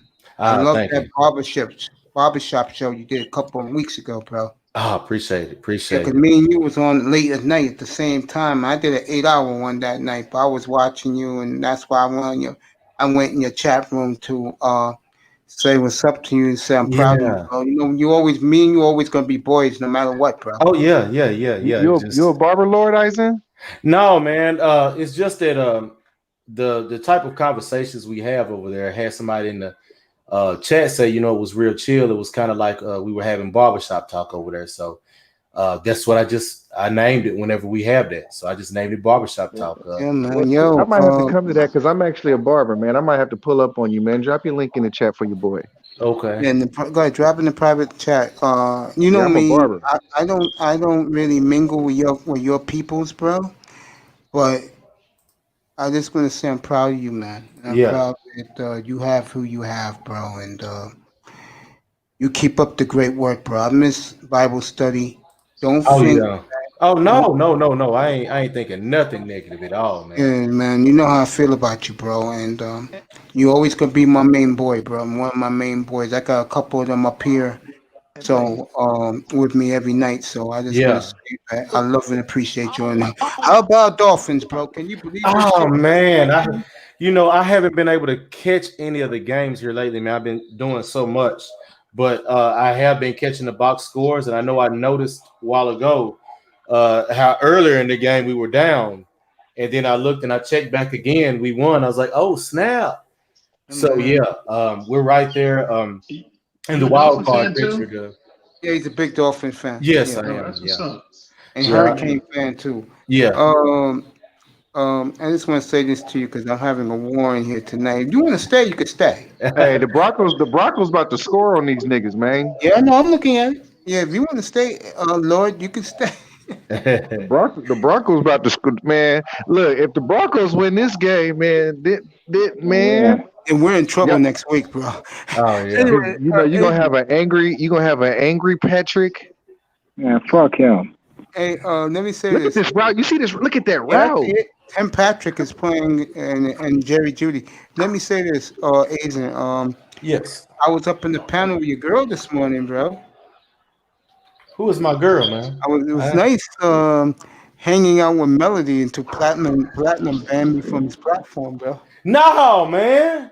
Yeah, and I love Platinum. He came in here tonight, believe it or not, and apologized to me, man. He said, "Yo, Mason." I mean, yeah, this evening he said, "Mason, I'm sorry, bro." I said, "It's all right, bro."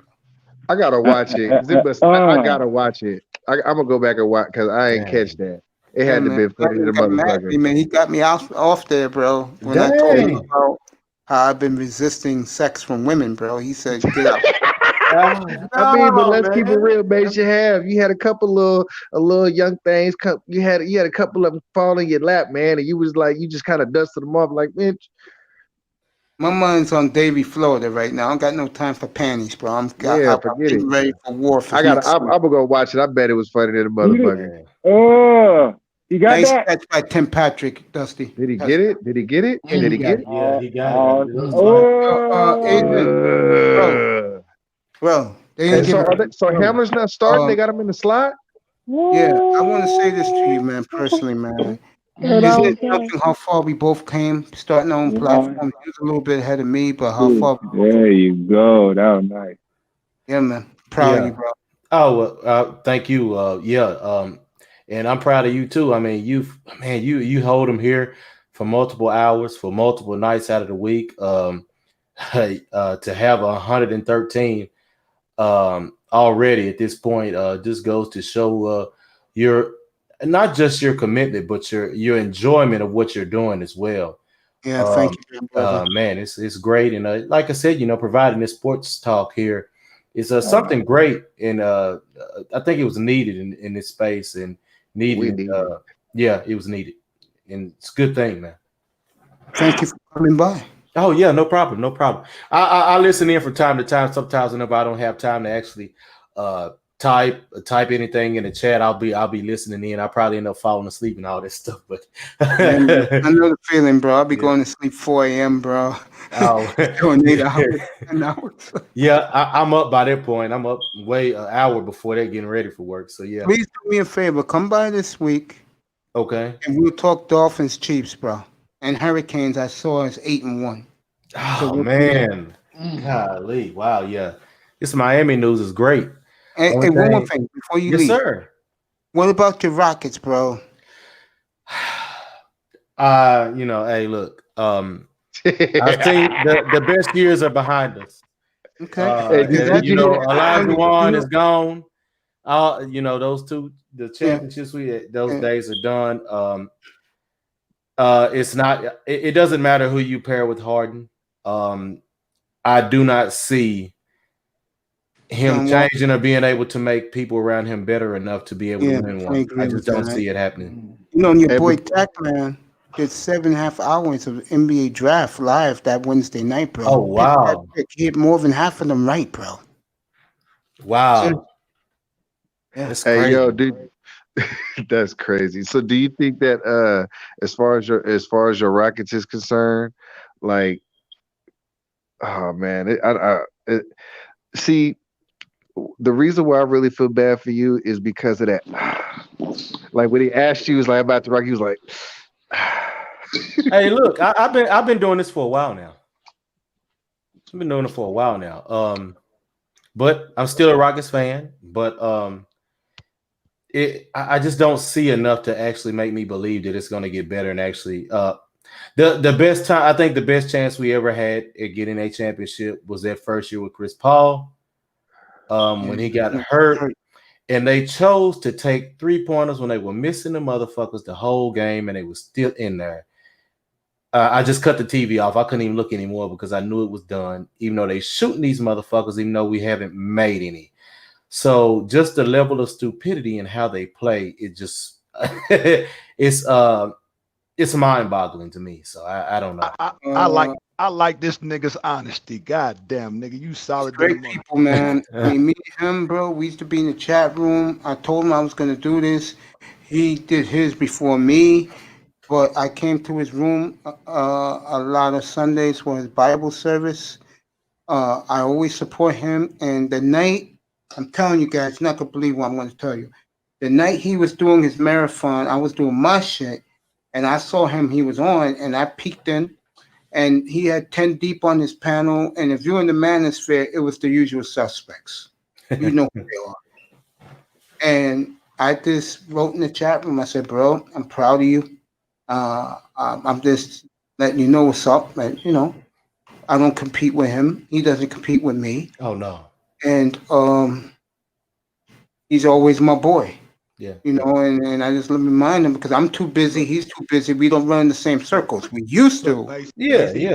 Even I have you, my own Mace, circles. Mace, you ain't about to let nobody mush you in your face, nigga. You know that for a I know fact. that, nigga. Oh, yeah. Nobody on this Boy motherfucking here, panel man. gonna allow that shit, nigga. I got your back on that, but I'm talking to my boy. I'm talking to our boy here. You know, I from know, the man. I'm just talking shit, man. But go ahead. I know you are, bro. But you know, I don't get to see him anymore, bro. But yeah, man. I'm just letting you know. Denver Honestly, 16, KC 12. yeah, I'm just letting you know from my heart, bro. More importantly, fuck this. Excuse my language. No, you good, man. It's your show. How are you feeling with your rehab, bro? How you feeling? Man. I've been back at work now for a while. good. It's doing better. Congrats. It's going better there. It'll take probably about at least another 6 months for me to be completely healed. We won't be praying for you every day. Oh yeah. I wouldn't mean that. What you got wrong with you? Oh, I had a hip replacement surgery. Yeah, man. Yeah, you sound young, bro. I am, but I think I probably initially heard it playing basketball, and it just got worse from there, and I had to have it done. But I went to the best doctor I could go to, and it got it done painless. I didn't even have a problem, so I can tell a difference in how I walk and how I feel. So everything went good. God's great. Oh yeah, man. I got a long rehab ahead of me, man. And it start tomorrow. You sound like you sound like a good ass nigga, man. I don't trust these goddamn doctors using niggas as guinea pigs and shit, man. Be careful, nigga. Hey, I'm gonna pray for you too, nigga. Even though I'm not a religious nigga, but man, hey, salutations, man. Nigga, I got a long rehab. I got a torn Achilles and a broken ankle, man. Ooh, wow. From a car That's too much accident, how I feel about him, bro. Yeah, and you know, I just got blessed to get suggested who this surgeon was. I mean, I could have been suggested to anybody, but my mom's doctor, he's the one that told me that he's the one that told me that it's gonna cost the same no matter who does it. So you really want the best doing it, and so he told me about the guy who done it the best, and I didn't know it until I got there and had the interview with him, but he had done my mom's doctor's surgery, and hadn't had problems since, and I ain't no telling how many years ago that was. So, so I just got to say, you know, I'm pleased with who I went to and the way everything turned out. So. Great Asian Sama here, or as he likes to call himself, Lord Sama. I'm gonna ask you about somebody in the manosphere, bro, and I want you to tell me. And I'm proud of this young man. And if you have seen this young man's platform and Asians in there any chance he gets, because it's about anime, and Asian loves his anime. And now that he got his shit on full power OBS, he looks unstoppable. Oh yeah. And I call him the superstar of the manosphere, and that is so Provider Speaks. Can Oh you man. believe how far that baby boy has gotten? Well, yeah, and the funny thing is, he's actually been here before. Didn't realize it. So he's, Yeah, he was you always know, he was always yeah, in the chat rooms forever. He was the sole yeah. provider. He actually had a channel too before. Get his bitch ass. Yeah, he had a Damn. he had a channel before, and Lou, put sole provider speaks his shit in the chat room so I test can get it, his link. Yeah, I cannot believe how far this kid has gotten in the manosphere. And I always pop in to say hello to him. I don't know what the hell is going on with the anime. That's my nephew shit. That's your shit. right. I am so proud of him, how far that young it's amazing to me that yourself, me, there's a couple of us that was in the chat room forever.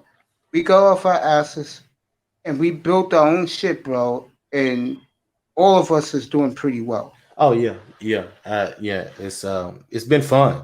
It's been great, man, for me. Been real great. And Soul Provider, he is doing his thing. I enjoy going over there. He doesn't only do anime, but he covers a myriad of topics.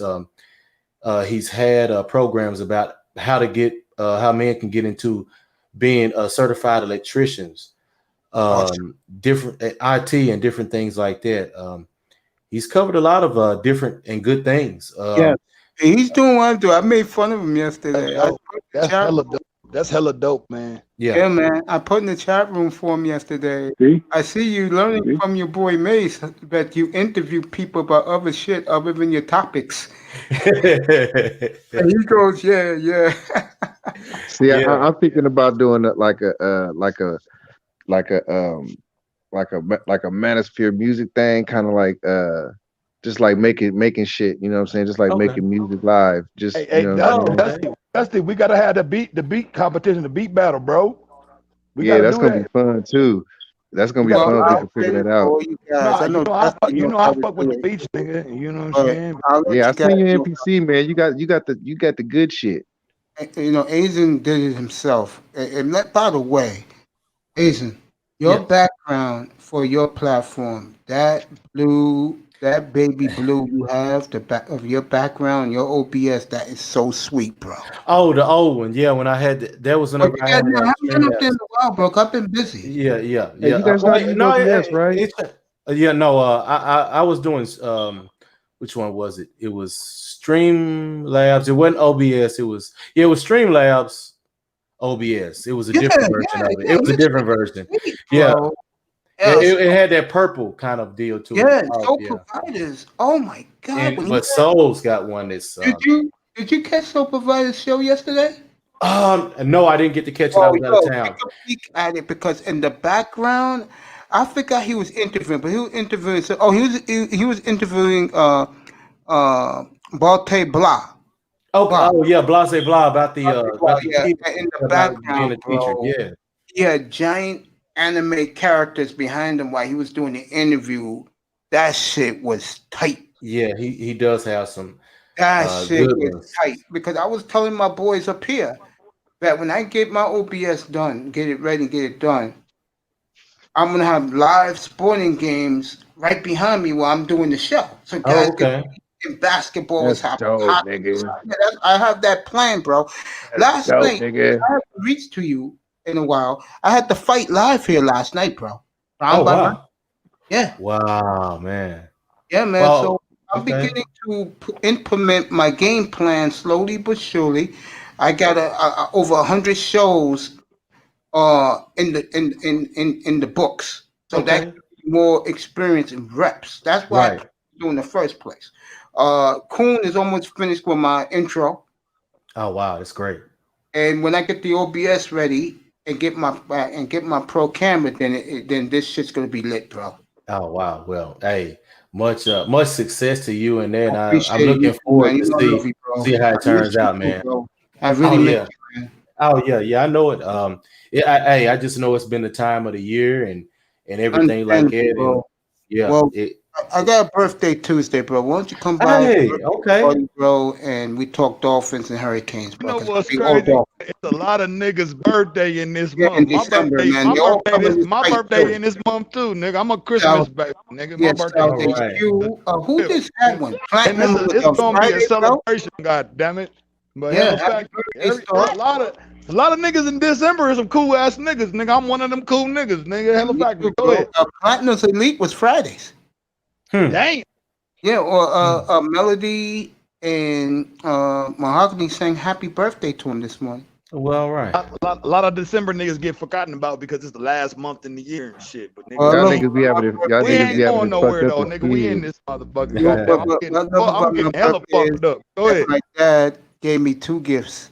I got my best gifts on my birthday, and I got the secondary gift every Christmas when I was a kid. So I was a happy person. Oh, wow. It's Amazing. all right. I Yes, mean, sir. hey, bro, but I just want to say to you, I miss you. Oh, I yeah. love you, bro. I value our friendship, you know, as long as we've been boys, bro. And like I treat everybody during the chat room, they get first privilege up here, bro. You know what's crazy? I just talked to a young man that I kind of like raised like secondary father. This nigga went to jail for killing a motherfucker. This nigga called me today. You know what I'm saying? Called me and my girl. We like, you know what I'm saying? We kind of had like overseeing over No, him. Tuesday all day. But he called us, and it was just real pleasant, man. Hearing his voice, because I remember him as a little boy, man. And it was cool. Too bad he locked down. You know what I'm saying, for killing the motherfucker. But you know what I'm saying, it was just cool just to hear his voice, man. I just remember the I joy. understand that, man. No, because I don't, you know, when I was in the manosphere, you know, in the chat rooms, I was in a lot of rooms. But since I've been doing this, I pulled the Thai City, bro. I've made my platform and went as far away from those people as possible.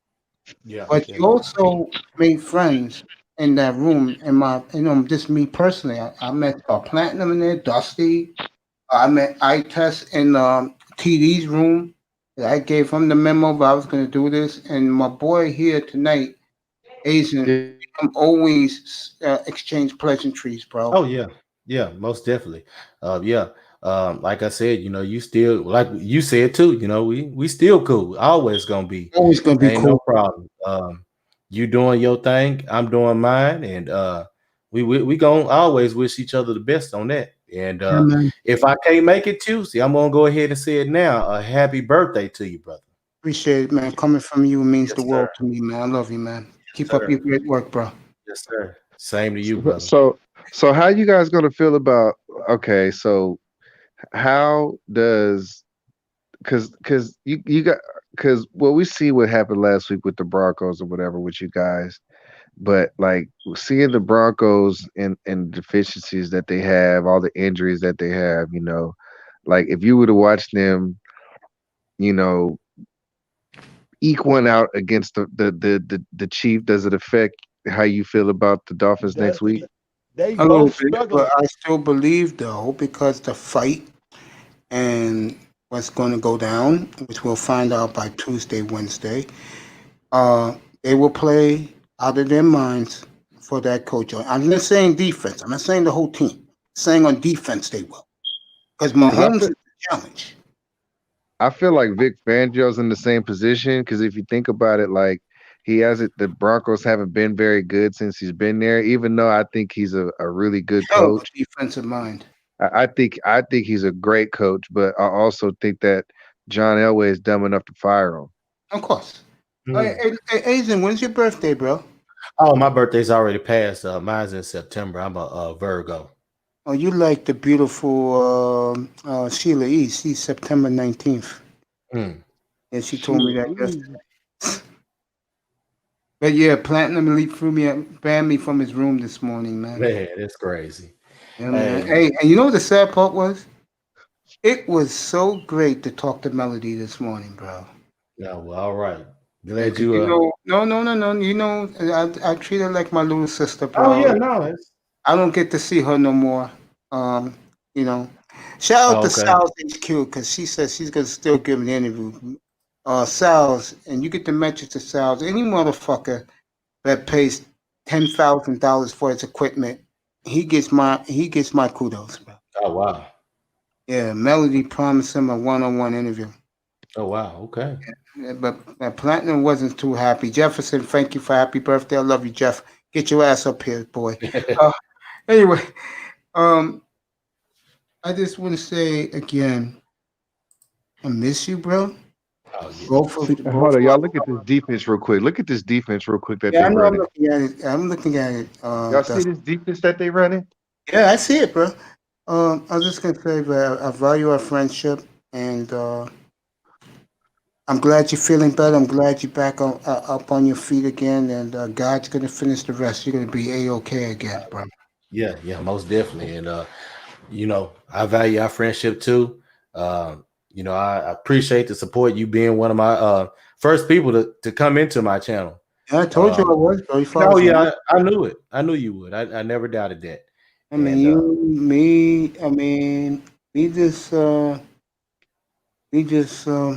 we clicked from day one, man. Yeah, I'd agree. See, they're really running this pressure defense right now. Yeah. Whoa, they almost got that. Good night, bro. Yeah.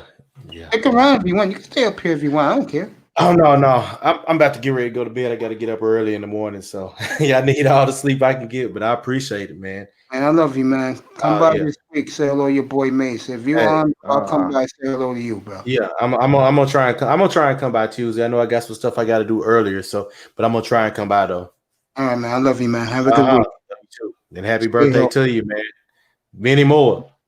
Great Asian Sama, bro. I love this man. I love all you guys, by the way. If you was with me, like Itus was with me in TD's room, and Big Time too, but I didn't see Big Time that much. But Itus, I saw it. I told Itus, he was the first one I ever told I was doing this, and he said he'll be there. He was, bro. Took him a little bit, but he got here. I'm gonna get back to the Denver just lost the game with that punt. Yeah, I'm gonna say something to you, Big Time, because you started this ignited this shit tonight, bro. Big Time, you ignited this shit tonight. I don't mind. Because what Big Time talking about? What you talking about, Big Time? What's up? He was the one that brought it up. He was the one that wasn't brought it up. That wasn't my intention, so I apologize. It brought a great platform tonight, bro. Yeah, I know you were happy about that, but that wasn't my intention to get anybody riled up. Because Star Platinum, like he said, it seems like he's the one that all this shit's thrown at him. And what I said was the truth. I'd side with both of them, but Star Platinum is right. Fucking touch my girl's ass. It's on, bro. Especially if I really care about her, it's on, bro. That shit ain't happening with me. We now and he made. I'm gonna have a problem with her and the nigga. I'm gonna have a problem with both of them.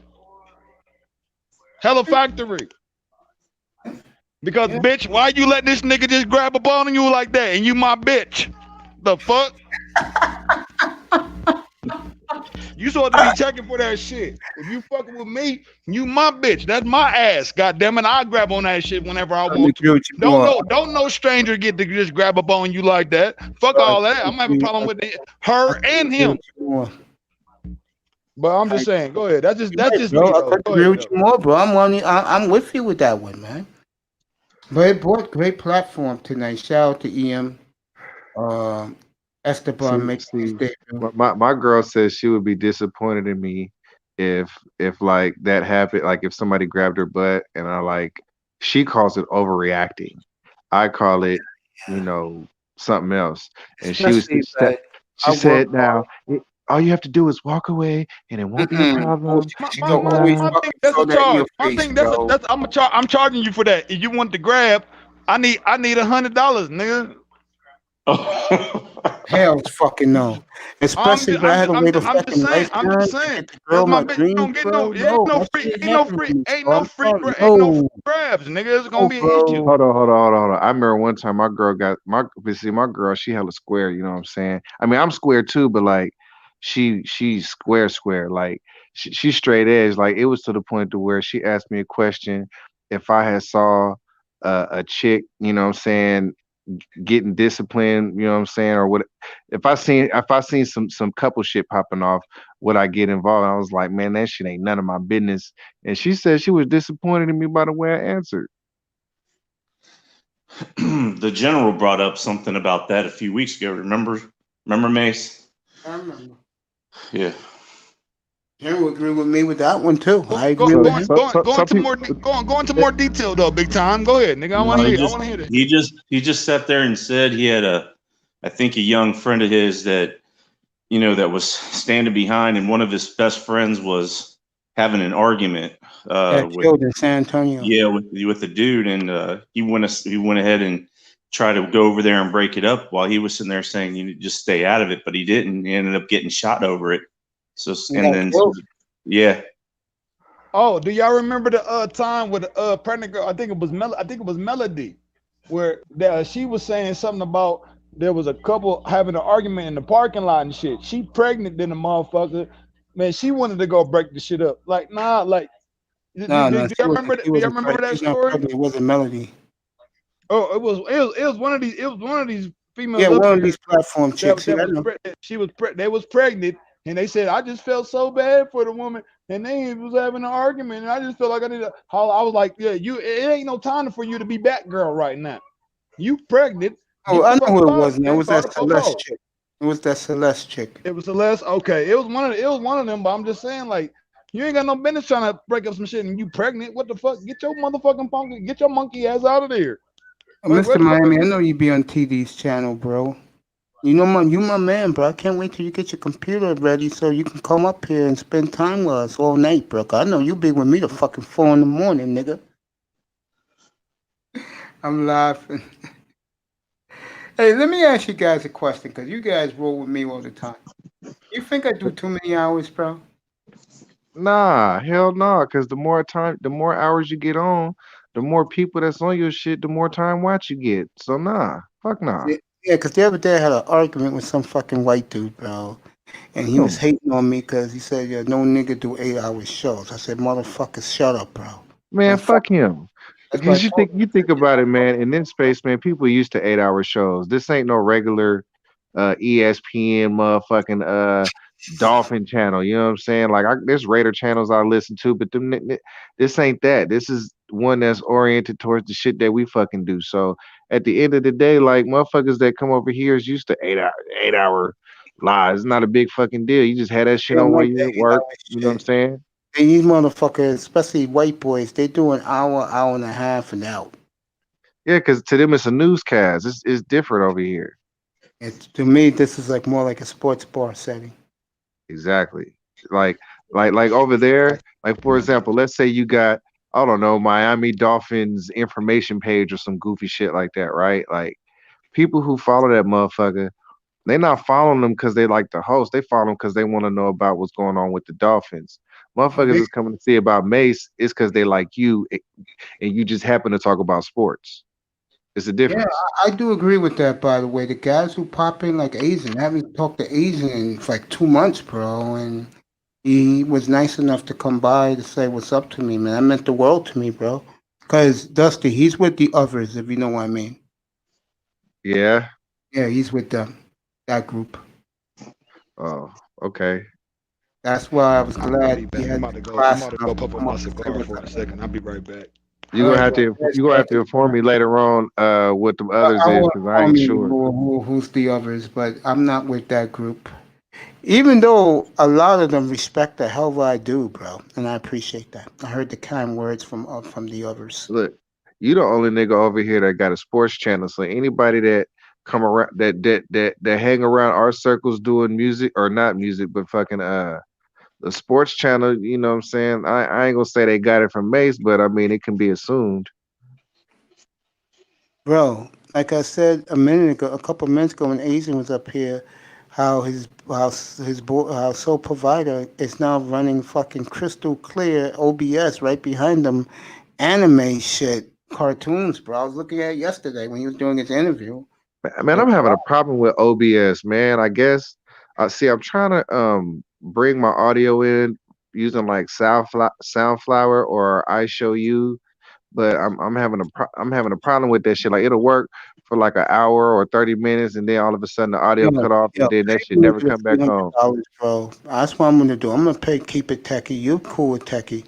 Anybody in the manosphere, anybody listening, anybody up here right now, if you want OBS, where if you can get yourself a camera I'm using right now, or the professional camera I'm gonna get, you do that. Hook it up on your old Streamlabs OBS. You'll have your picture, your picture, your video look better than fucking ESPN, bro. No joke. Are you talking about me? Anybody, any of you, anybody. I'm just doing a display capture because I'm basically gonna be like making beats and shit, and I just want you to see the computer screen.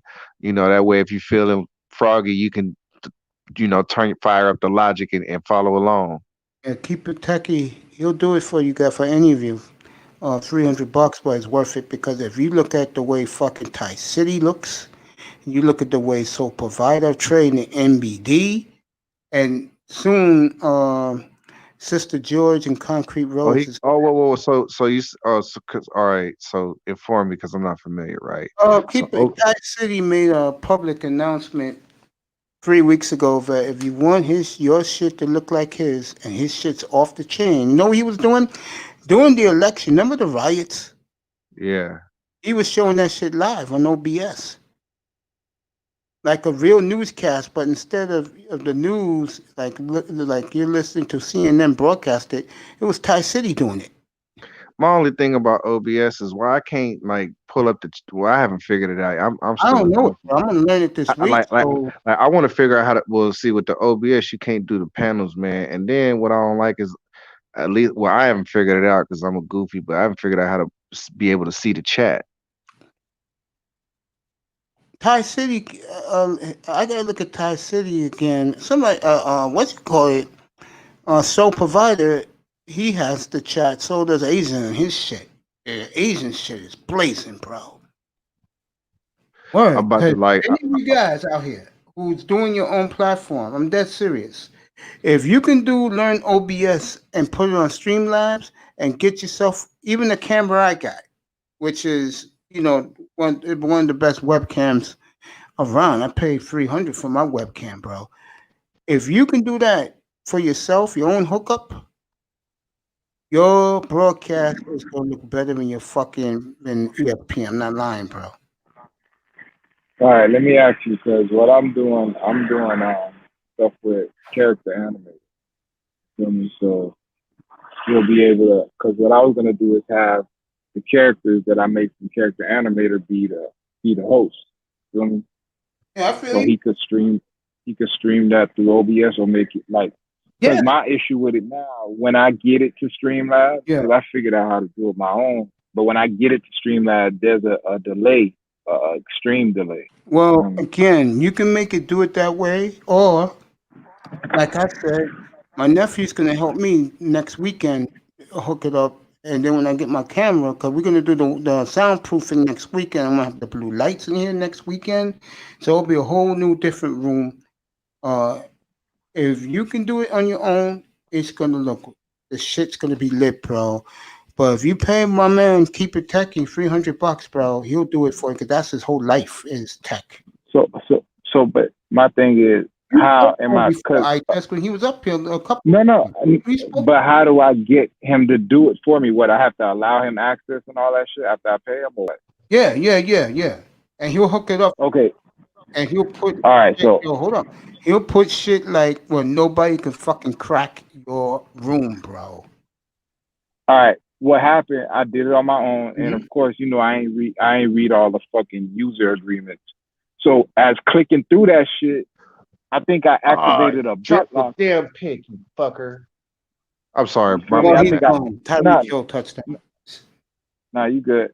I think I activated the BitLocker, bro. So my fucking laptop locked up on me. Yeah, I don't want to erase all my... did, bro. Yo, let me tell you something. I'm being honest with you, bro, and all you guys. One of my delays I had wanted to come out in the summer. Remember, I used to tell you in TD's room, I wanted to come out in the summer. Bro, you know what's crazy when you say this? I think the day you caught me was probably one of the days I just popped popped up on there. I don't be on this shit like religiously. I know I'm probably the only you motherfucker don't. I fuck with, bro. You have other things to do with yourself, bro. I know that. But my point is, my delay was I wasn't. So one day I said, you know what? I said, fuck it. I thought you could do it right. Fucking mask. And that Saturday night for me, before Labor Day, 2 days before Labor Day, that shit was a fucking crap. I had about 100 niggas in my room, bro. I'm like, but You had then, 100 niggas in here before, Mace? huh? You had 100 motherfuckers in here before? Yeah. Let me get a grabber. Hell did. yeah, nigga. Congratulations, nigga. I ain't even know, nigga. I Yeah, must have man. missed out. Nigga, go Yo, ahead, nigga. the day when Mahogany and this guy went out, Lou Big Nate, bro, I had the 100 bitch army in here, bro, to making sure black was. Go ahead, Mace. A little Big Nate, ahead, bro. nigga. It was on a Sunday, a football Sunday too. I think it was like week 4 of the season, bro. And I'm like trying to Congratulations. tell these women, I'm trying to do a sports show. It's NFL Sunday, and one of the women says, "Shut up, nigga." You know, Well, to man. stop giving them the flow then. I did, but they was there for their girl. And when what's her name? Bogart, my room, bro. What's my girl I didn't name? I didn't watch. I don't know what happened, so let me Yeah, shut up. what's her face? Topaz Bogart, the room, bro. She came up with the platform. Make sure little Big Nate didn't say shit. Yeah, bro. I had about, dude, no joke, I had about 60, 70 women in here, bro. See, Mace bringing the hoes in. See how Mace is? He bringing them in like Trey Songz. How do I unlock my BitLocker, bro? I don't know, bro. And you Mace- guys unlock a computer? Big Time, Star, Dusty? I don't know, bro. Man, I don't know nothing about technology. I can tell you something about Neither do horses. I. Or I know my nephew hooked this shit up for me. He did my life. I can tell you about how to move a bull. I don't know how to do it, bro. I'm sorry, my brother. Yeah, I can show you how to put a motherfucker horse on a trailer. No, you should do, man. Go to one of these computer geek stores down there where you live, bro. They'll unlock it for you for nothing. Bro, I done did all that, man. They talking about it's something that Microsoft put, so they would have to basically, like, it's a Microsoft thing. You feel me? So ain't nothing nobody could do except erase that shit. So I got one more person I could take it to, but other than that, bro, I'm gonna have to erase that whole motherfucking start over, and I have shit on there. That was a bad penalty, man. What's wrong with this dude? See? hey, y'all see Dawson mush him in the face? Yeah. Hey, Star P, you would have fired on bruh, mushed him in the face.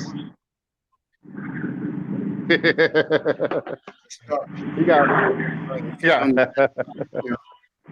gonna wrap this up. I love you, Dad. I test final words. I'm off, bro. I'm out of I love you. I'll see you Tuesday morning, bro. Yeah. Yes. Yes, James. What's up, buddy? Hey, what's up, Uncle Mace? Hey, man, you on number 5,000 episode, man. Hey, congratulations to you, man. Appreciate Bro, it, man. hey, man, you're such an inspiration, man. I feel like I want to quit trucking and just go straight into a podcast. And when you find something you're passionate about, there's nothing that can stand in your way. Fuck everybody else. Thank you, brother. I love you, bro. Have a good night. I'll see you Tuesday morning, bro. Big Time. What's up, bro? Thanks, Mace. Appreciate you having me up here. Stay up and be safe, everybody. I appreciate that, what you did for me last night, my brother. Appreciate it. Appreciate you. And we're going to have a good week this week because the Chiefs, because this is the game we've been waiting for as Dolphin fans, bro. And I owe you an apology about Tua. You proved me. I admit it.